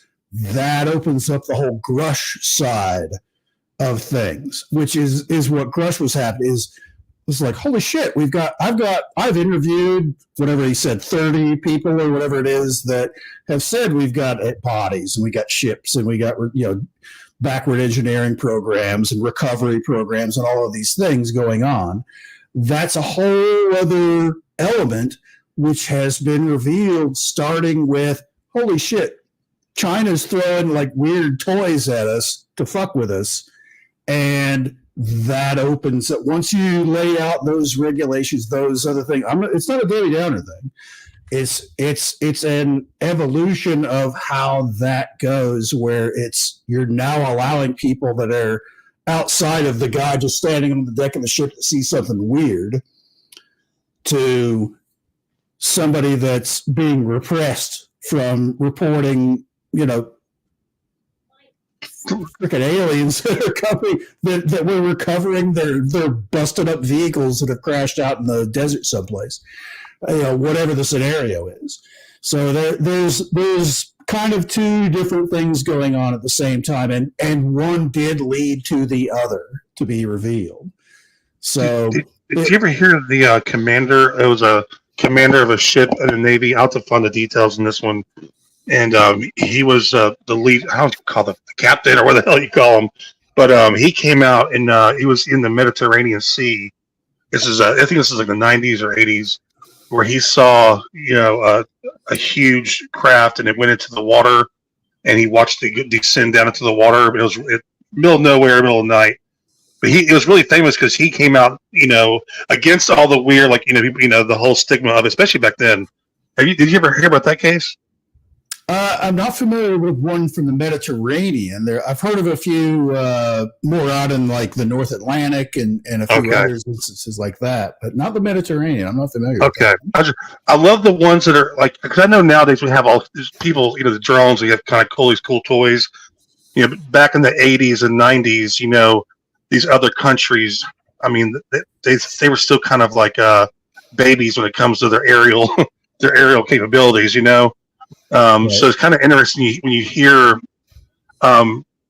stuff like this from an actual ranked officer, especially in those olden days, when they see something, because you realize it's like either us or I'm not sure if Russia or even China back then had toys that could do stuff like the things that they're seeing back then. But it's just so interesting to me, especially the eyewitness. Like there's one case in particular, I'll just say this real quick. That I think it was the 70s. This happened, guys, and I think you guys might have heard about this when it was a cop in Texas, or maybe it was New Mexico. I'm sorry, it's been a minute. And he had been a cop in the area for like over 20 years, very small town, blah blah blah, all that kind of stuff. And he was driving on the road one day. He saw something like burning and flying towards the ground. So he thought it was like a helicopter or something crashing. So he chases the thing. He drops towards where it crashed or whatever he thought crashed. He pulls up and he's like, "Why are these kids getting out of this thing?"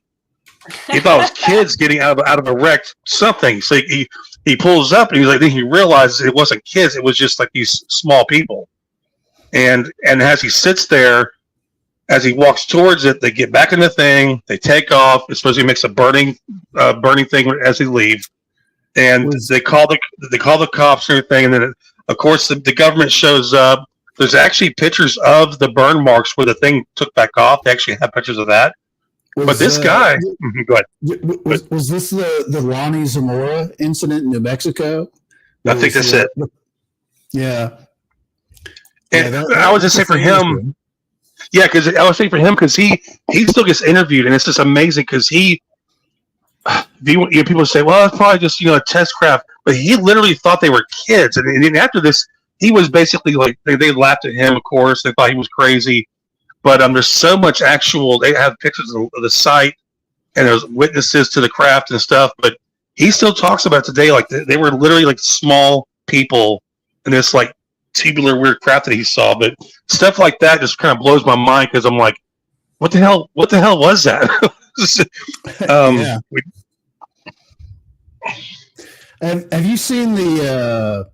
I think it's called Encounters set of videos. I think it's 4 episodes called Encounters on Netflix. It just came out like a couple weeks ago. Oh, yeah, right. I haven't seen it yet. I haven't watched them. I watched them last week, and there's it's interesting. Some of the stuff, it's kind of a rehash of some of the a couple of classic stories. But they have a segment there on the Ariel School in Zimbabwe. That famous case, which and there was just a documentary like 2 years ago where they interviewed all of the modern day kids that basically saw this craft on the edge of the property during recess, and there were aliens out there. Then there was some kind of communication there. And a lot of those same kids were in the same interview, except for one. There was one dude, I say kid, this was, 30, 40 years ago. Mm-hmm. That there's this one dude now that's like, it's the second you see him on the screen, you're like, this dude is super sketchy. As soon as you see him, you get that vibe. It's like, this guy did this for like a handful of drugs somehow for this episode, but he still is like, oh yeah, I just made it all up. All of this is made up. I just told like some of the younger kids there was a shiny rock over there. Like, hey, that's a UFO, and they all believed me. And then it just turned into this big thing where they said there were aliens. It was like, really, dude? Come on. You knew instantly. Like, zero credibility for this guy because he's like super. He looks like he's just a tweaker just the entire time because he's like he never looks at the camera. He never looks at the reporter that's asking him the questions. No eye contact. He's like. He's like smoking a cigarette the entire time. As soon as they start filming, he's like lighting up a cigarette. Yeah, I just made up the whole thing. It's like, yeah, dude. Yeah, sorry guys, it's my pussycat. She's just been put back in, and she's not happy. She's been in my daughter's room, obviously sitting on the bed and getting cuddles, and she's just she's not impressed. She wants to go back out. I wonder how many people noted in my episode that I put out today. I didn't realize until I was listening to it while it was playing. In one part where I'm talking, she makes a slight appearance, only slight, because the music over. I thought, you bloody cat, I can't go back in and overdo it, so I just left her in. So there's a surprise from my cat in the Villisca episode. Oh my god. Yeah, aliens and schmalians. I don't know what's going on. I just wish they'd friggin' either come out and friggin' take over the world, get rid of some of these ding dong leaders, or either just, whatever. Like, Just fair income. It's time. Like, come on, guys. You're obviously more advanced than us, so come in and tell us what to do to a point. So long as I don't take control, I don't want them. That reminds me of that show. What's that show called? Z or whatever the hell it was? That series back in the day on. That's right. Yeah, Freddie Krueger was in it. Robert England was in it. He was my favorite.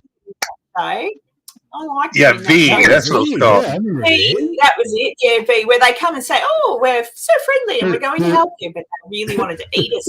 Eating guinea pigs, as I recall. That's right. Ooh, yeah. Ooh. They disconnect the lower jaw, like which the remake was actually pretty good. Chips, so yeah. For the time, it actually was really good. Mrs. Yeah, the remake was pretty good. TV. Oh, the remake. I didn't watch that. Yeah, there was a lot of good. They don't make good shows anymore. The only channels, I don't know.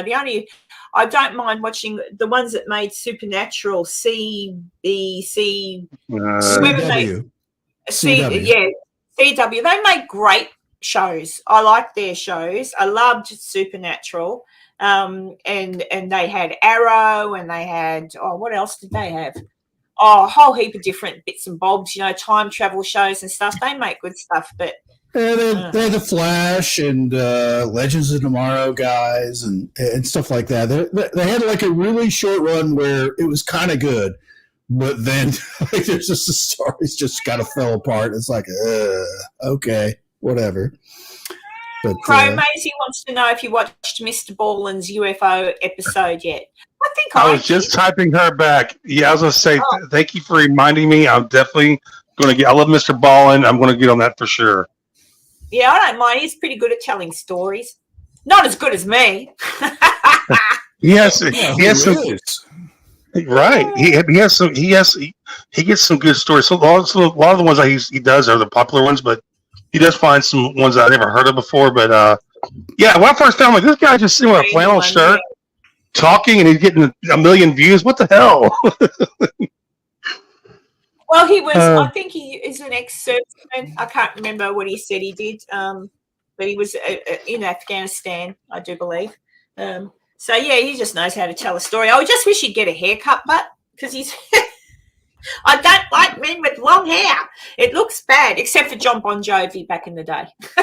I think it doesn't. Some guys can do it. Some guys can, can't. But John Bon Jovi can pull it off. That's for sure. And I'm just waiting for Tanya to go with that comment. I bet she didn't hear what I said, but anyway. Bonehead. Yeah. I love Bon Jovi was my favorite. I mean, I was obsessed with Bon Jovi until I found Metallica. God. Kibber's been binge watching The Shape, apparently. Good on you, because I watch his episodes as they come up. I like watching The Shape. And this other random guy called Crow Budas, he's got some really great stuff too. Yeah, I heard his videos were a lot better than Shape's, actually. Yeah, I think he actually taught Shape everything he knows. Hey, real quick on good shows, real quick. Ozark, I know it's over, but Ozark was on. Did y'all watch Ozark? Yeah, it was one of the best series I've ever seen. I wish it was still going. That would have done your anxiety really well, Crow, because it got me anxious every friggin' episode. I'm like, what's going to happen now? You ever heard of the Ozark series with what's his name? Shit. I know who you're talking about. I'm familiar with. I mean, I haven't watched it, but I know what you're talking about. Okay, it's really Jason Bateman and Laura Linney. She's brilliant, but this series, man, is different than others. I think it's one of the personally my favorite series of all time. Like it's just done so damn good. The storyline, it's just god dang.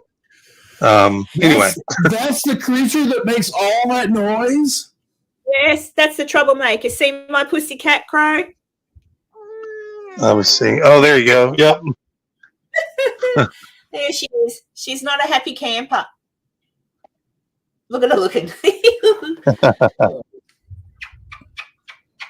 I love. Yeah, Macy. It's Ozark is on Netflix. If you check out, there's also a really good series on Netflix. Man, it's about the guys that originally started the program in the FBI where they started profiling people. Mind Hunters. Mind Hunters. God dang it! Look, bro, I'm telling you, it is so good because it shows how they started it and how there was so much pushback from it. But they go through all the original cases that basically proved how well it worked. And there was one where they finally got the system going of how they think it's supposed to work. And they were looking for, it was the Atlanta murderer guy, the famous Atlanta murderer back in the day. And they had a profile for this guy. And everybody's like, oh, you're stupid. You're full of shit. Da, da, da. And then they're looking for him. And finally they come across this guy. And as soon as you see him, you go, bam, that's him. Because that's exactly who they were looking for. I'm telling you, Mind Hunters, guys, go check it out. It's so good. This is not a paid preparation. There's only 2 seasons. There's only 2 seasons. I'm hoping they make another one. Yeah, that's right. But this guy here, just in case, just a tidbit, he can sing and dance, and he's gay, so he's no good to me. But I've got a crush on him. He's very good. He's no good to me. But in this, he's not gay. In real life, he's no good to me. But he's in what was the musical about? Was it Cats? The Presidents. He plays King George, and he sings "You'll Be Back." I'm just trying to think. I'm so glad I missed that. No, hey, those two guys, those two dudes, though, by the way, they are brilliant in this. They make a great team. Fucking hell, man! I'd go gay for those guys. Sorry. Well, I would just hope he'd go straight for me. I mean, fair dinkum. You might get lucky, Karen. You never know. I don't think so. I'll just, It's like, nah, never mind. I'm good. In that show too. There was an Australian actor. He's one of our good actors. Hang on, Mindhunters. Manson. This bubble wrap that could be arranged. Look at this. This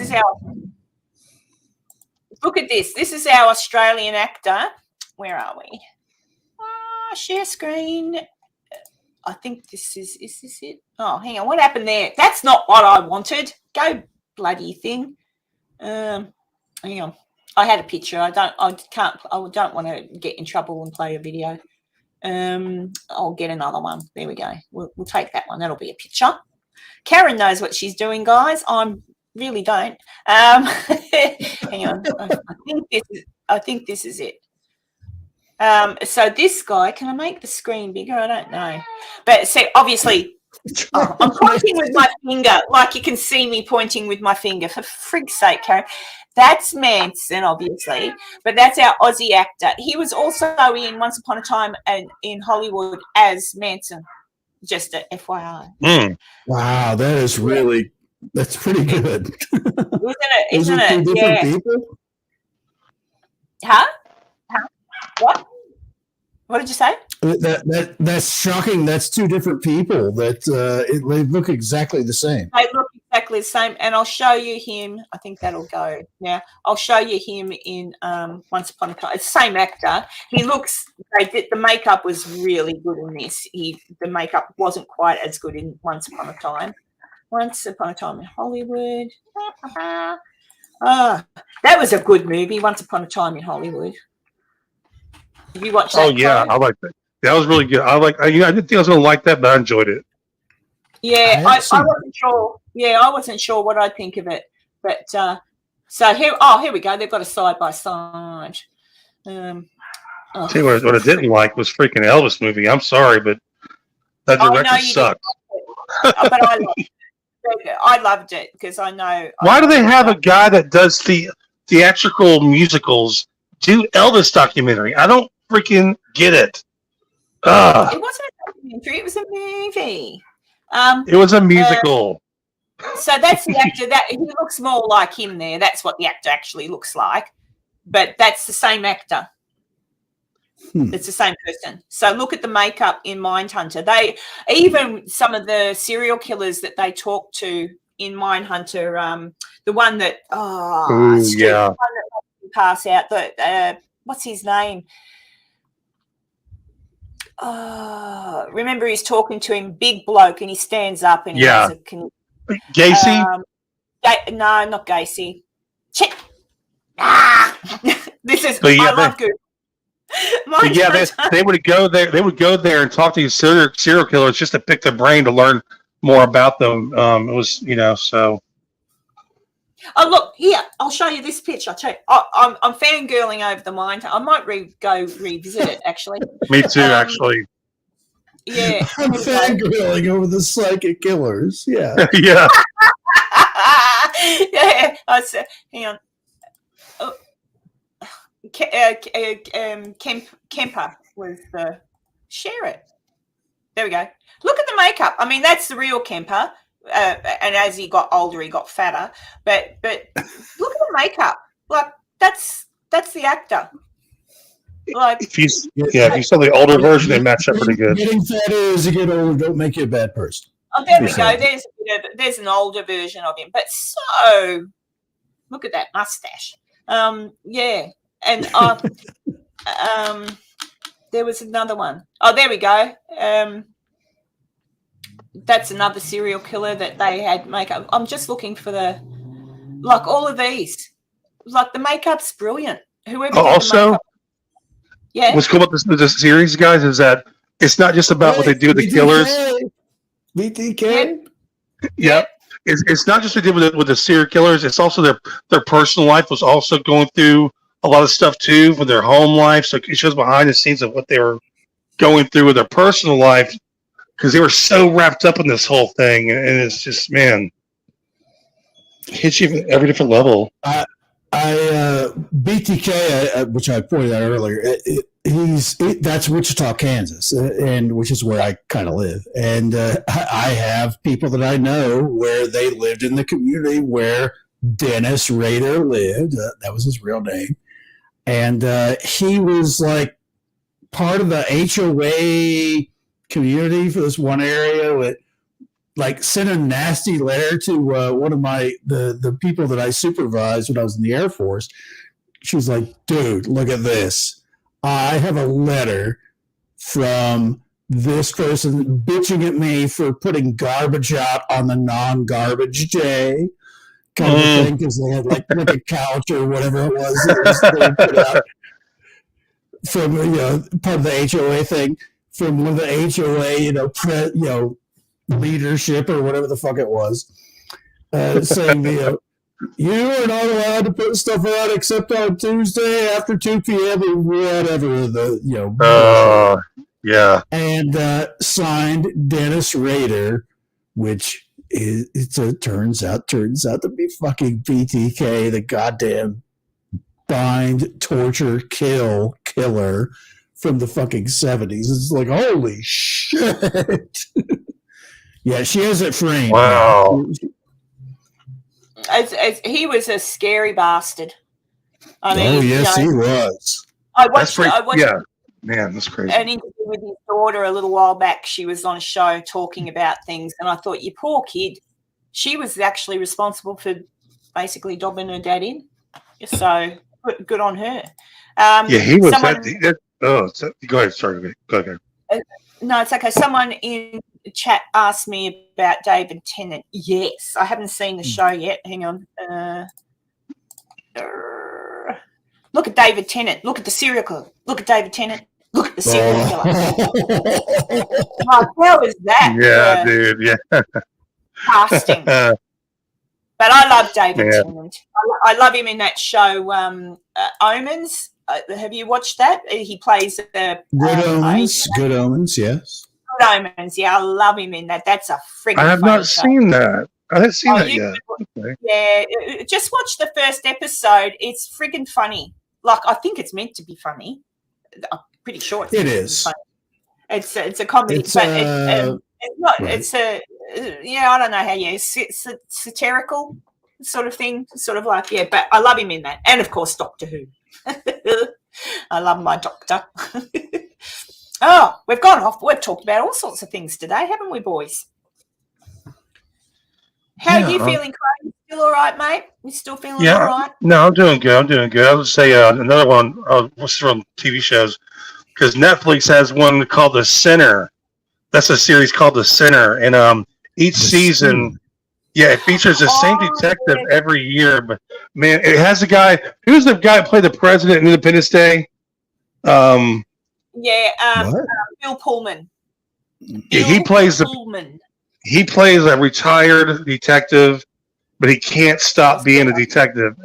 And one of the seasons has that hot chick from the Seven Heaven show, Miranda. God, she's so hot. What's her name? Man. Abby the Miller? Seventh Heaven chick. The Seventh Heaven girl. What did you say? Put it in chat. Oh, no, I don't know her name. Just I'm trying to figure it out, but she's in it. But it starts. I'm telling you, the Sinner series is so fucking good, man. That's another one.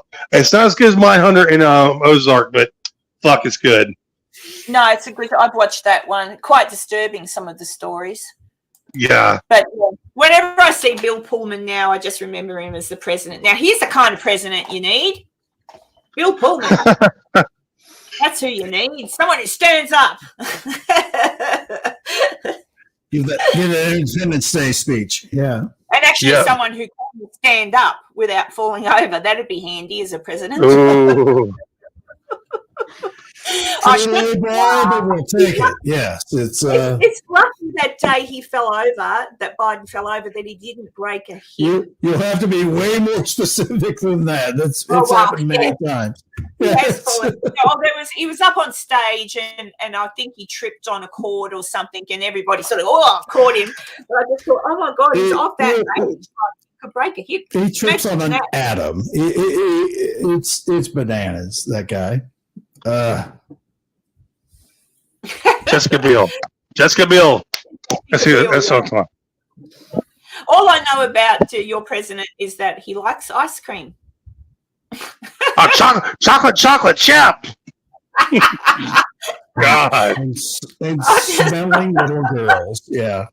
It's so sad. As an Australian, I shouldn't really speak about another countries, but when I come to America, my friends talk to me about it. So, I shouldn't speak about, because our country's just as fucked up, right? But we do at least have we do at least have a prime minister who can spin a sentence. You guys have got this fellow who stumbles through a sentence and makes no sense.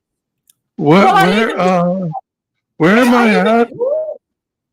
Yeah, and I even listened to him talk the other day, his press conference about the Russians, and I'm like, what the fuck are you saying, dude? Like, I kind of got what you're saying, but not really. I don't know. So, the thing, man. Come on, man.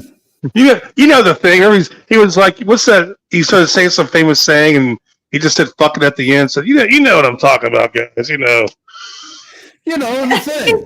Yeah, the thing. Is that true, Crow and Enzo, that he falls over, that they've got baby steps out for Air Force One?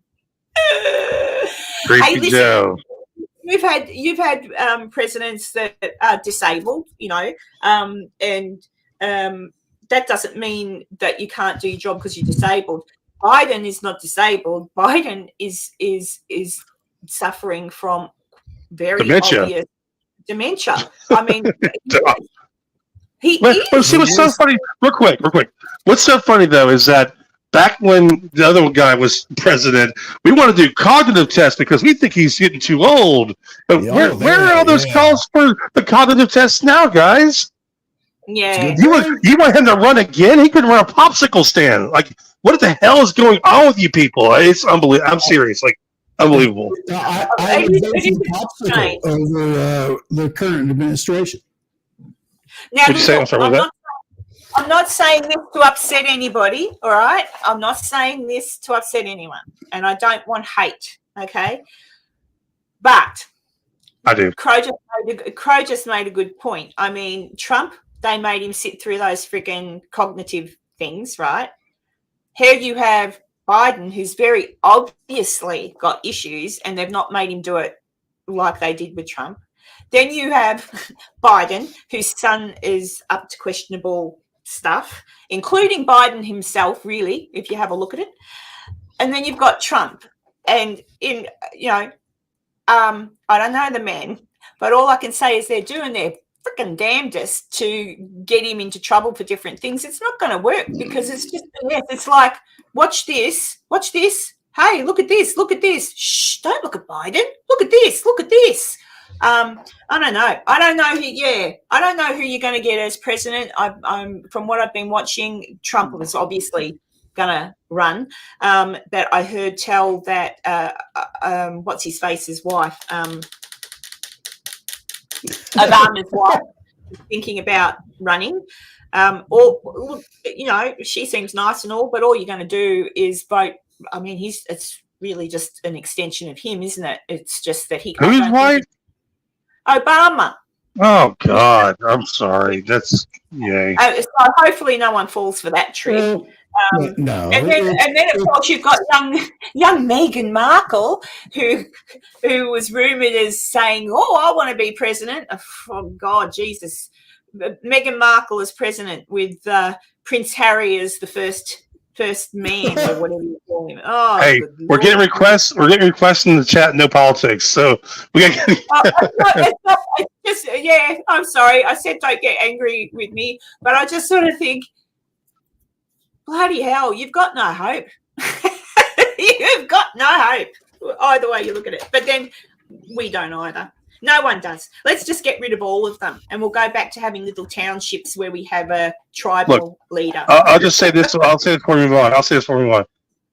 Politicians are literally ruining our country.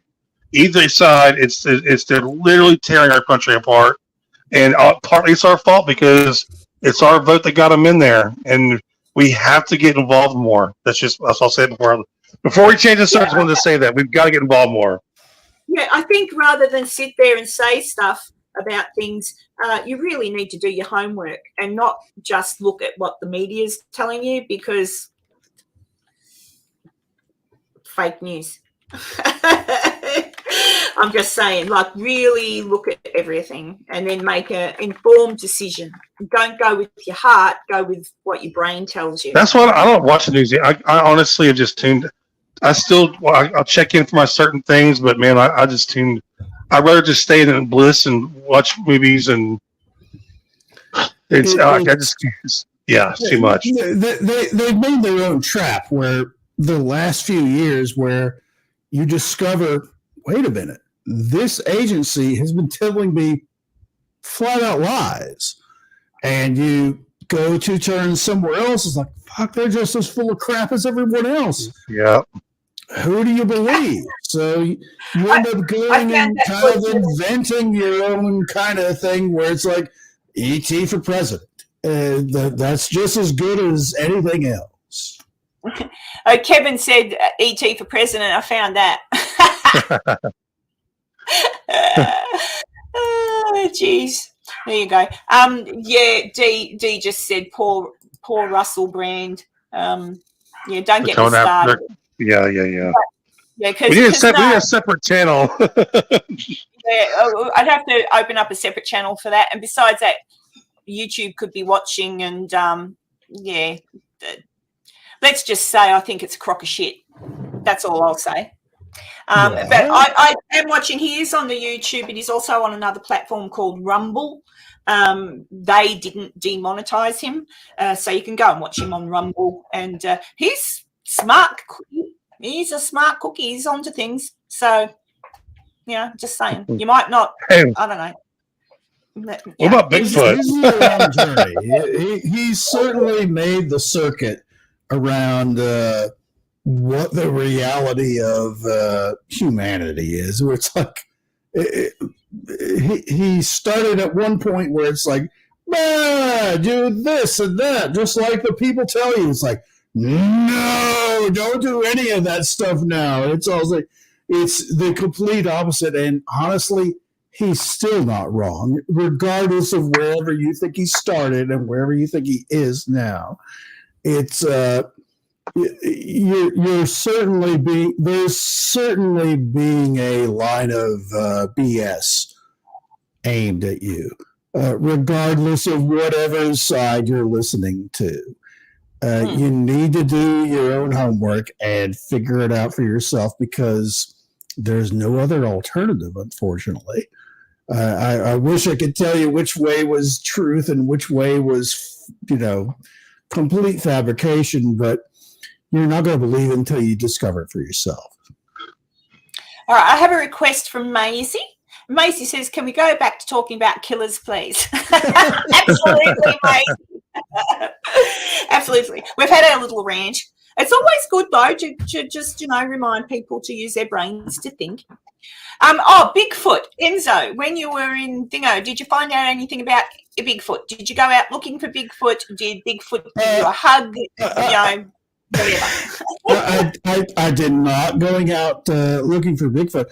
I did discover there's a particular group out of Oklahoma that certainly defined, because one of the things, there's Bigfoot, and maybe this is just me, but for me, there's Bigfoot, then there's Dogman. And I've always been confused about, wait a minute, Dogman and Bigfoot, are they the same thing? Are they not the same thing? As it turns out, they're very, very different, I discovered over this weekend. And there's 3 different variants of what a Dogman is. And a Dogman can be one of 3 different things where... I'm sorry, what? Scooby-Doo talks. He could be a dog man. Could be. But it's okay. I interrupted. What is a dog man? I am not opposed to Scooby snacks. Let's be clear about that. But as far as there's certainly 3 different variants of what a dog man could be. There's the initial version, which is a more literal. It is basically like a dire wolf style of creature, where it is a cow-sized wolf, where it is this giant wolf. It gallops on all 4s, much like a regular wolf or anything. It's just huge. There is a second version, which is a little bit more like a Dogman / Bigfoot kind of thing, where it's bipedal. It walks on just its rear legs, stands upright, but has more of a dog-like face or head. And the third version, which is honestly, and this is where it gets a little squirrely, because it encompasses so many other things, is basically like a skinwalker, where it manipulates your mind, not everyone else. It doesn't. It's not bending space-time to where everything encompasses it. It's you, where you see it as a ape-like creature or a dog-like creature that stands on its rear legs, but it has like a dog head, but it acts like a human, and it's a biped. When you start getting into that, it gets super weird, because it's not so defined what it is, because it's your interpretation of what you think it is, because it's more in your head than anything else. So, well, there you go. Kibba, I don't really know all that much about H.H. Holmes. I do know that he had a building. I do know that he had rooms in the building, and people would stay in the building, and there was all these funny trap doors, and when they were asleep, he'd slip them down and kill. I know he was really bad, killed up to 200 people or something like that. But that's all I know about him. So I don't know, unless Crow knows anything about H.H. Holmes or Enzo. Not at all. I don't really know. I'll look into it, though. But, yeah, he was a cray-cray person. Black Cat, you'll be all right going in and doing something. Look at me. I can't do a bloody thing. I go in with my phone to film haunted places, but then I pick up a singing ghost. There you go. I did watch Cassie's episode yesterday, and she had Rawn down at the bottom, because I know, obviously, I was there. Rawn was left at the bottom of the thing. I was kind of Cassie didn't put the full bit in, so that's why I think Cassie wasn't filming, because I purposely filmed on the way up the bodysuit. I purposely did that because I wanted to show how long it took to walk up it. But Cassie didn't have anything running, only Rawn did. And I was hoping that maybe they might have picked up the singing as well. But, yeah, there was plenty of that, but they didn't. So there you go. Yeah, there was plenty of that. I saw that there was that. Karen, shh. I'm like, it's traumatic for me. I shared your story of the Paracon with a few people off to the side, not a public thing, but about your singing ghost there at Waverly, and a lot of people are very intrigued by that. That's cool. Because I still am intrigued by it. No one much has said it. I mean, Crow sort of said, oh, that was pretty weird. And a few people have watched it. But I guess it's because in my head, I know that, yes, I heard it in the moment. Yes, I thought it was Cassie, but it wasn't Cassie. And I don't know why. Well, I kind of do know why. I was probably a little bit stressed as well. But I don't know why I didn't turn around and say, didn't you hear that singing?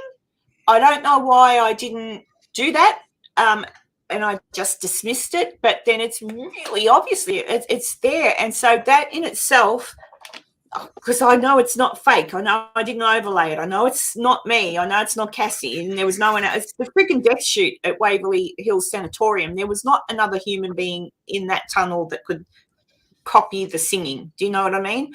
So for me, that was a huge thing, because that means I caught something, and it was not us, and there was no one else there. So what the hell was it, and how did it happen? So it's made me think again. So it's just weird. I don't know, but thank you for sharing it. I'm glad other people had a look at it and kind of, and because I did show Crow. I'm positive I showed you Crow first. I showed Crow first because I just wanted to be sure it wasn't anything that could be explained by a debunker, like Crow would know. Do you know what I mean? No. He'd know looking at it. Some stuff. EVPs are hard because, I mean, they really can't. You can debunk them, but like something like that, you really can't. I mean, unless you had the video corroboration to show what everybody was doing with their mouths at the time. So it's kind of like one of the things where you have to take your word for it, really. Yeah, my word is good. Trust me, because I've. Oh, I know. Yeah, we know. We know. But yeah, I just yeah, because I was more intrigued during that video when you. Hi, Kazza. The full video that you had for that entire experience there at Waverly. When I had the closed captioning on, because I couldn't hear the audio that well, so that's one of my defaults, is turn on the closed captioning. And there was an instance where you specifically were asking questions of, what did you do when you were you were asking of the general experience of people when you were in the upper part, and there was certainly in YouTube, in the closed captioning that it auto does, where it certainly said foreigner, which is not a slight on you. It's just that your accent is not an American accent. And but that certainly popped up without any kind of prompting. It's like, what is this? But there wasn't an actual vocalization that came to that, but it certainly said foreigner when you were asking questions of people that were there in the Waverly Sanatorium or whatever it was called. It was like, I find that interesting because that's not something that, because I replayed it a couple of times where it's like, nobody says foreigner anywhere in this that even sounds like that, but it's something that the auto translation for English pops up. I think there's more to that. Not necessarily saying it's like, picking up EVPs or anything like that, but it's like I don't understand where that came from in YouTube, where it would just pop up. I reckon this, despite the fact I was being told to shut up most of the time while I was investigating Waverley, I reckon that the little ghosties and spirits might have enjoyed my accent, and maybe they were just saying she's a foreigner, And then when I was in the and I agree. So maybe they did like me, and maybe they did want to play with my ball, and maybe they did want to pet my teddy bear, and maybe they enjoyed my singing.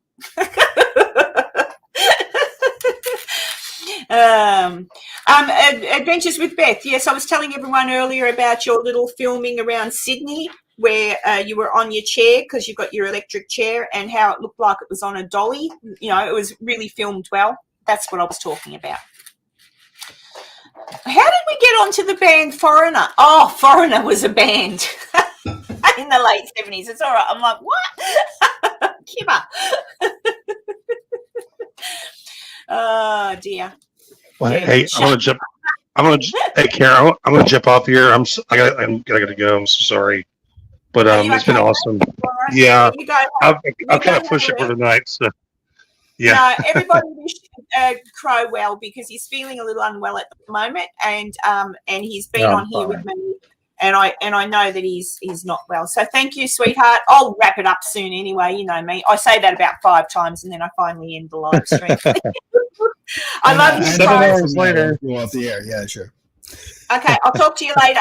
Bye. Okay, guys. Talk to y'all soon. Have a good one. See you later, bro. Later, guys. Who was that? Someone called me shush shush paranormal. Shush, shush. I'm just trying to see where it was. Who was it? I've lost it now. Just said shush shush paranormal. Stephanie R. Wood. Shush, shush, shush paranormal. Oh, look, I do talk, and anyone who's watched my episodes, I talk. I say blah, blah, blah, and I'll ask questions. Yes, I talk. But that's who I am, so I talk. But, yeah, I did get told to, not by Cassie, not by Ron, I did get told to be quiet quite a few times. And once I watched my footage back and realised just how many times and how much footage I couldn't use because I was being told to be quiet, I was traumatized.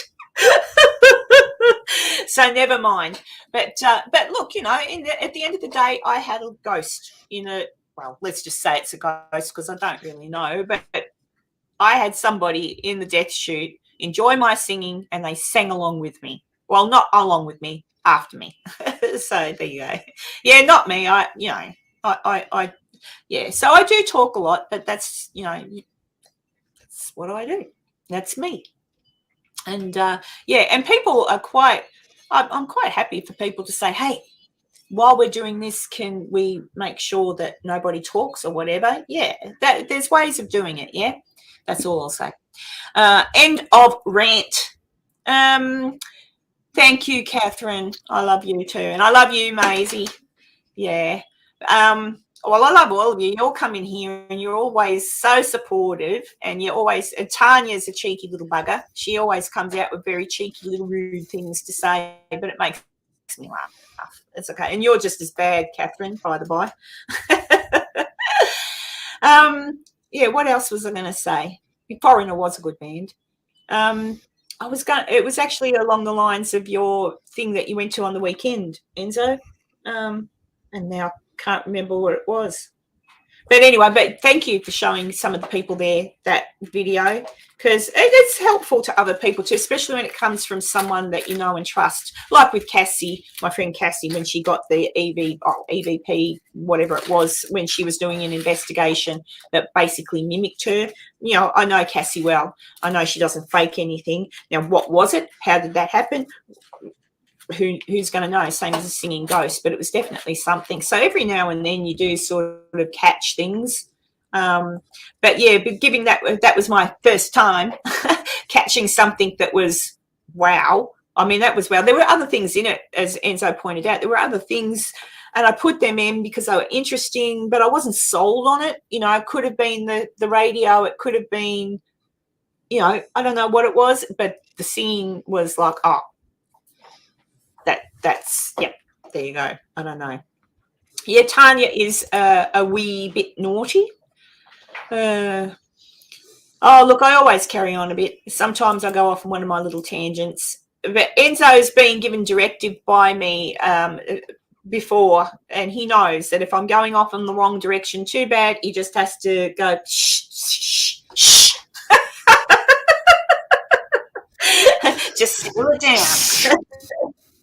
Shh. Oh, thanks, Tanya. Oh, that's I do like doing the history. Sometimes I did look into, and I still am. I'm halfway through it because this stuff takes a lot longer than one would expect. Like, I know I only stick up something that takes, 20 or 30 minutes to watch, but the amount of time it takes me to actually research it, find all the articles, read through the articles, and then match up articles that, like, try and, like with the Villisca murder house, there were articles that said a whole heap of weird things, like blood-soaked sheets hung over the mirrors. They didn't, but it was in one of the newspaper articles of the day. And then there was the same sort of similar thing written in 1945 about it. And I thought, hang on a second, no. And then that's where I referred to the book and the research.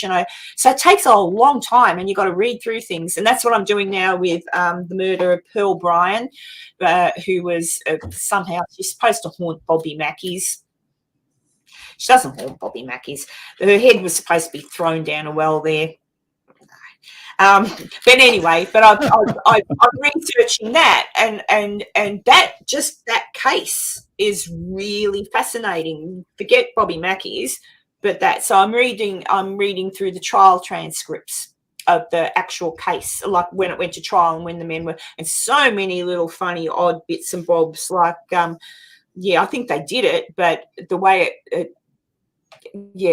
it's so I'm putting that together. So I wanted to actually have that ready first, but that one is really intricate, and I'm trying to find other things out. I've got maps and bits and things, so it does take a long time to do. So, but I do try to put something out every week, and when I can't, you catch me and Enzo. So I can at least tell you, I promise I'm working on it. Yeah, I promise. And when I go to Virginia City in November, I'll be doing stuff there as well. I don't know how I'll go.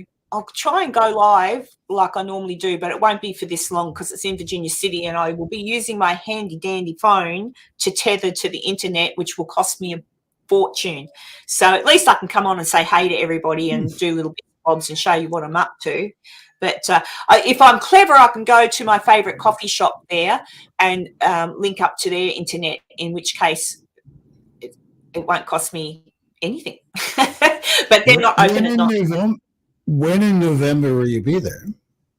I'm getting there. I looked at my calendar the other day. I thought I was getting there like the 1st or 2nd of November, but it's the 6th. The 6th. The 6th. The 6th. Why is that hard to say today? The 6th of November, I'm arriving, and I'm leaving on the 4th of December. So I get to have Thanksgiving. I just realised. Wow, you'll be there a year. Yeah, wow. I'll be in America. I know to Americans that's like, it's just Thanksgiving. But to me, that's exciting because Thanksgiving is a very American thing. And I think Canadians do it too. But yeah, so I hope somebody invites me to Thanksgiving dinner. I'm staying with my friend Connie, so I'm sure I'll get a Thanksgiving dinner. But yeah, but I've got lots of things to do, like lots of people that are going to, everyone's saying, hey, when you're here, come and see me. Hey, when you're here, I'm going to take you there. Hey, so I'm going to be like, woo. But I still want to get time to walk down the main street and take the mule and get her a beer. I know that sounds funny. I stick up for debunkers. Who doesn't like you, Catherine? No, the debunkers do a good job. It just depends why you want to watch a paranormal. If you're watching a paranormal channel to get a bit of a laugh, a bit of a jump scare, actually, most of them don't watch it to get a laugh. Unfortunately, a lot of people believe it. But if you're just watching it for the excitement of, oh, what was that? And something getting chucked across the room, I'll guarantee it's probably fake. I mean, it probably, for things being chucked and whatnot. There's probably the random channels that actually have something that's real, that while they were there, something fell over or whatever. Because I'm not investigating, but in my personal life, I've had odd things happen. But yeah, so if you're in this for the right reasons, if you're into the paranormal because you want some answers about what might happen to our loved ones when they pass away, do they still watch over us? You're grieving. If you're watching for those reasons, then a lot of those channels, like, that have things getting thrown and whatnot, you don't want to watch them. You want to watch the boring ones where people sit there and just ask questions and nothing happens, because they're the real ones. Like, they're the real ones, not the ones that go, oh, the app said my name 3,000 times and told me, whatever. I don't know. Catherine just said she'd invite me to her mum's, but I'm going to be so far away. It's all good. I know I'm going to get looked after in Virginia City. I know I will, but I'm just excited because I didn't even think about Thanksgiving. I was actually more disappointed I missed out, because I wanted to try and get there at the end of October so I could be there for Halloween, a real American Halloween, not like our little one where, a lot of people are going to more effort now here in Australia to do. I decorate our house and I have candy for the kids, and a lot of the kids get dressed up. But it's nowhere near what it is in America. Do you know what I mean? Never has been, which is, it's fun. I think people should do it. It's a fun thing, I might actually make up a little episode on the origins of Halloween, going back to the pagan days. I might pop that together, just a little shorty one. I might do that, because I'd like to see that. Yeah, because that's obviously it starts off. I know that it starts out from the pagan days, where you would, because of the time of the year it was and all that sort of thing. So I might do that. That's what I might do. I'll make some bobbleheads in. So I'll even put you in as a bobblehead somehow. And Crow's always a bobblehead. I might even get a picture of you, Tanya. I'll pop you in, okay? If I can. We'll see how. Yeah, little bobbleheads.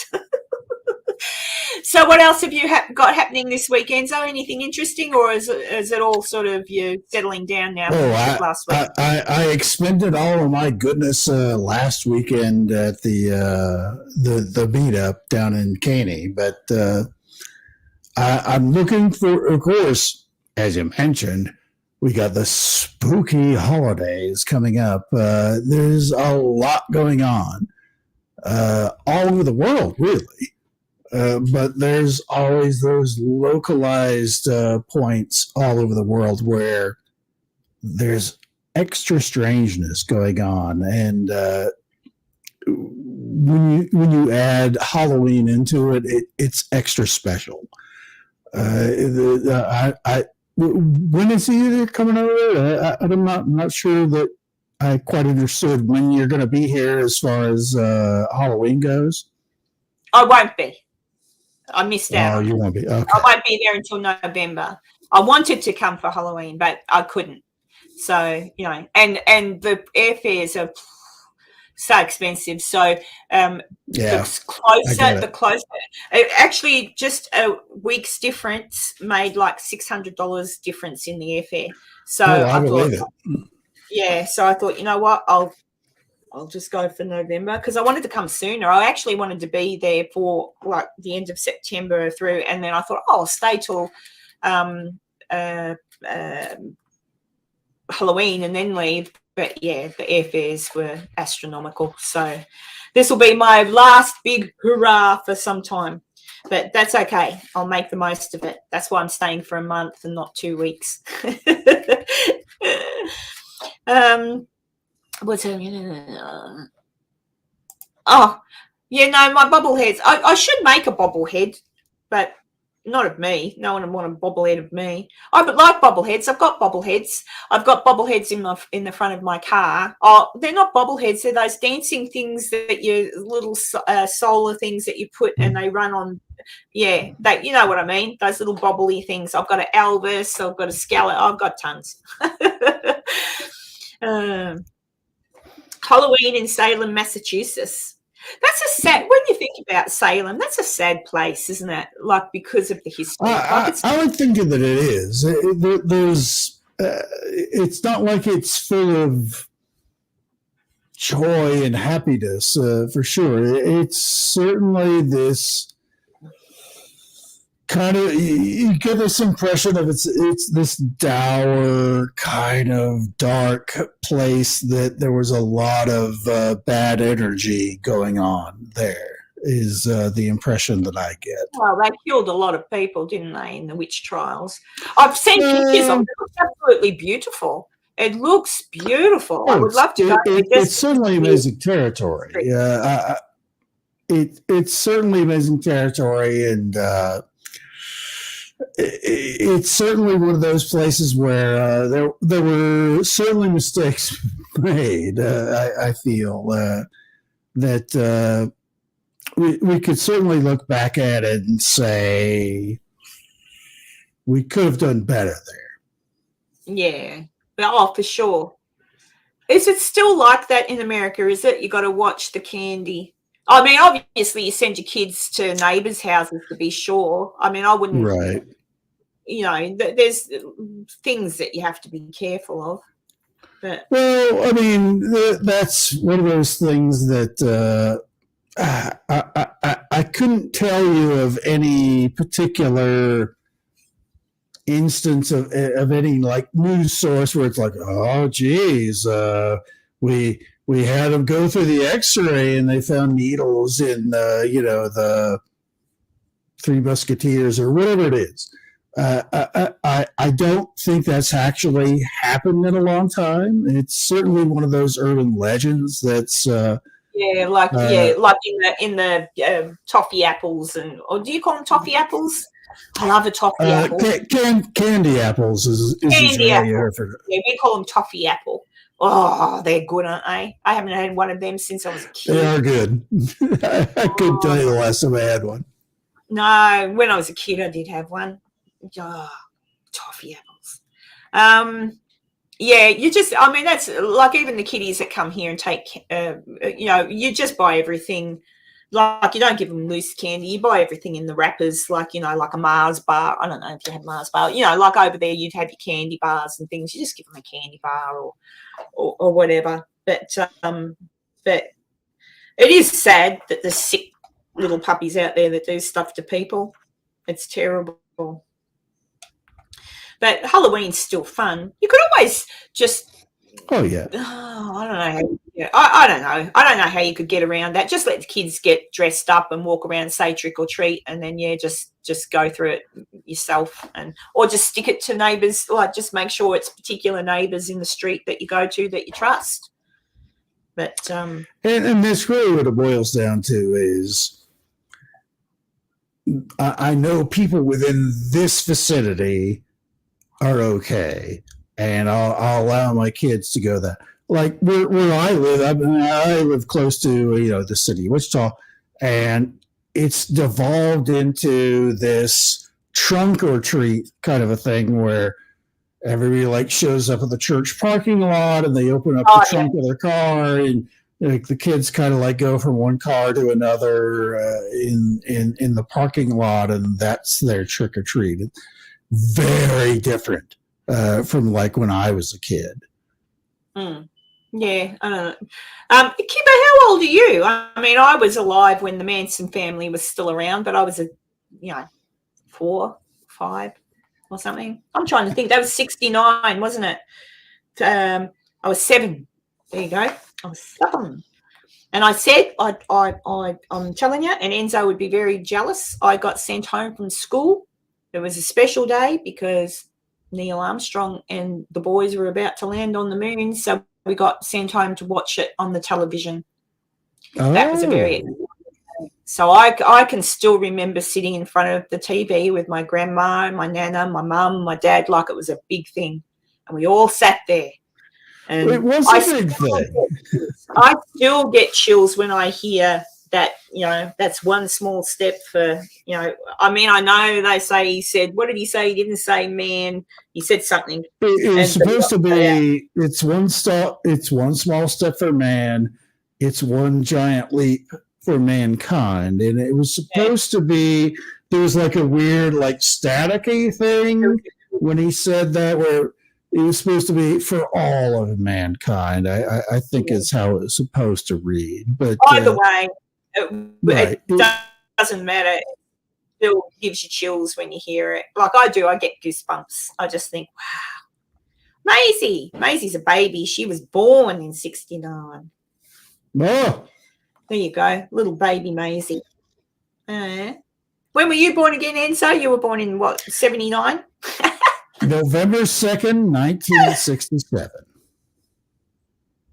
There you go. You're a baby too. Yeah, Kennedy died. What year did he get killed? 62? Or was that Marilyn Monroe died in 62? Who went first? Close, both of them. Yeah, I don't know. But yeah, they were dead when I was born. Same year, someone died the same year. I think it was Kennedy died the same year I was born. He was killed in November, wasn't he? Oh, yes. I've forgotten. Yeah, but there you go. Yeah, same year I was born. And I still remember the Beatles from when I was little.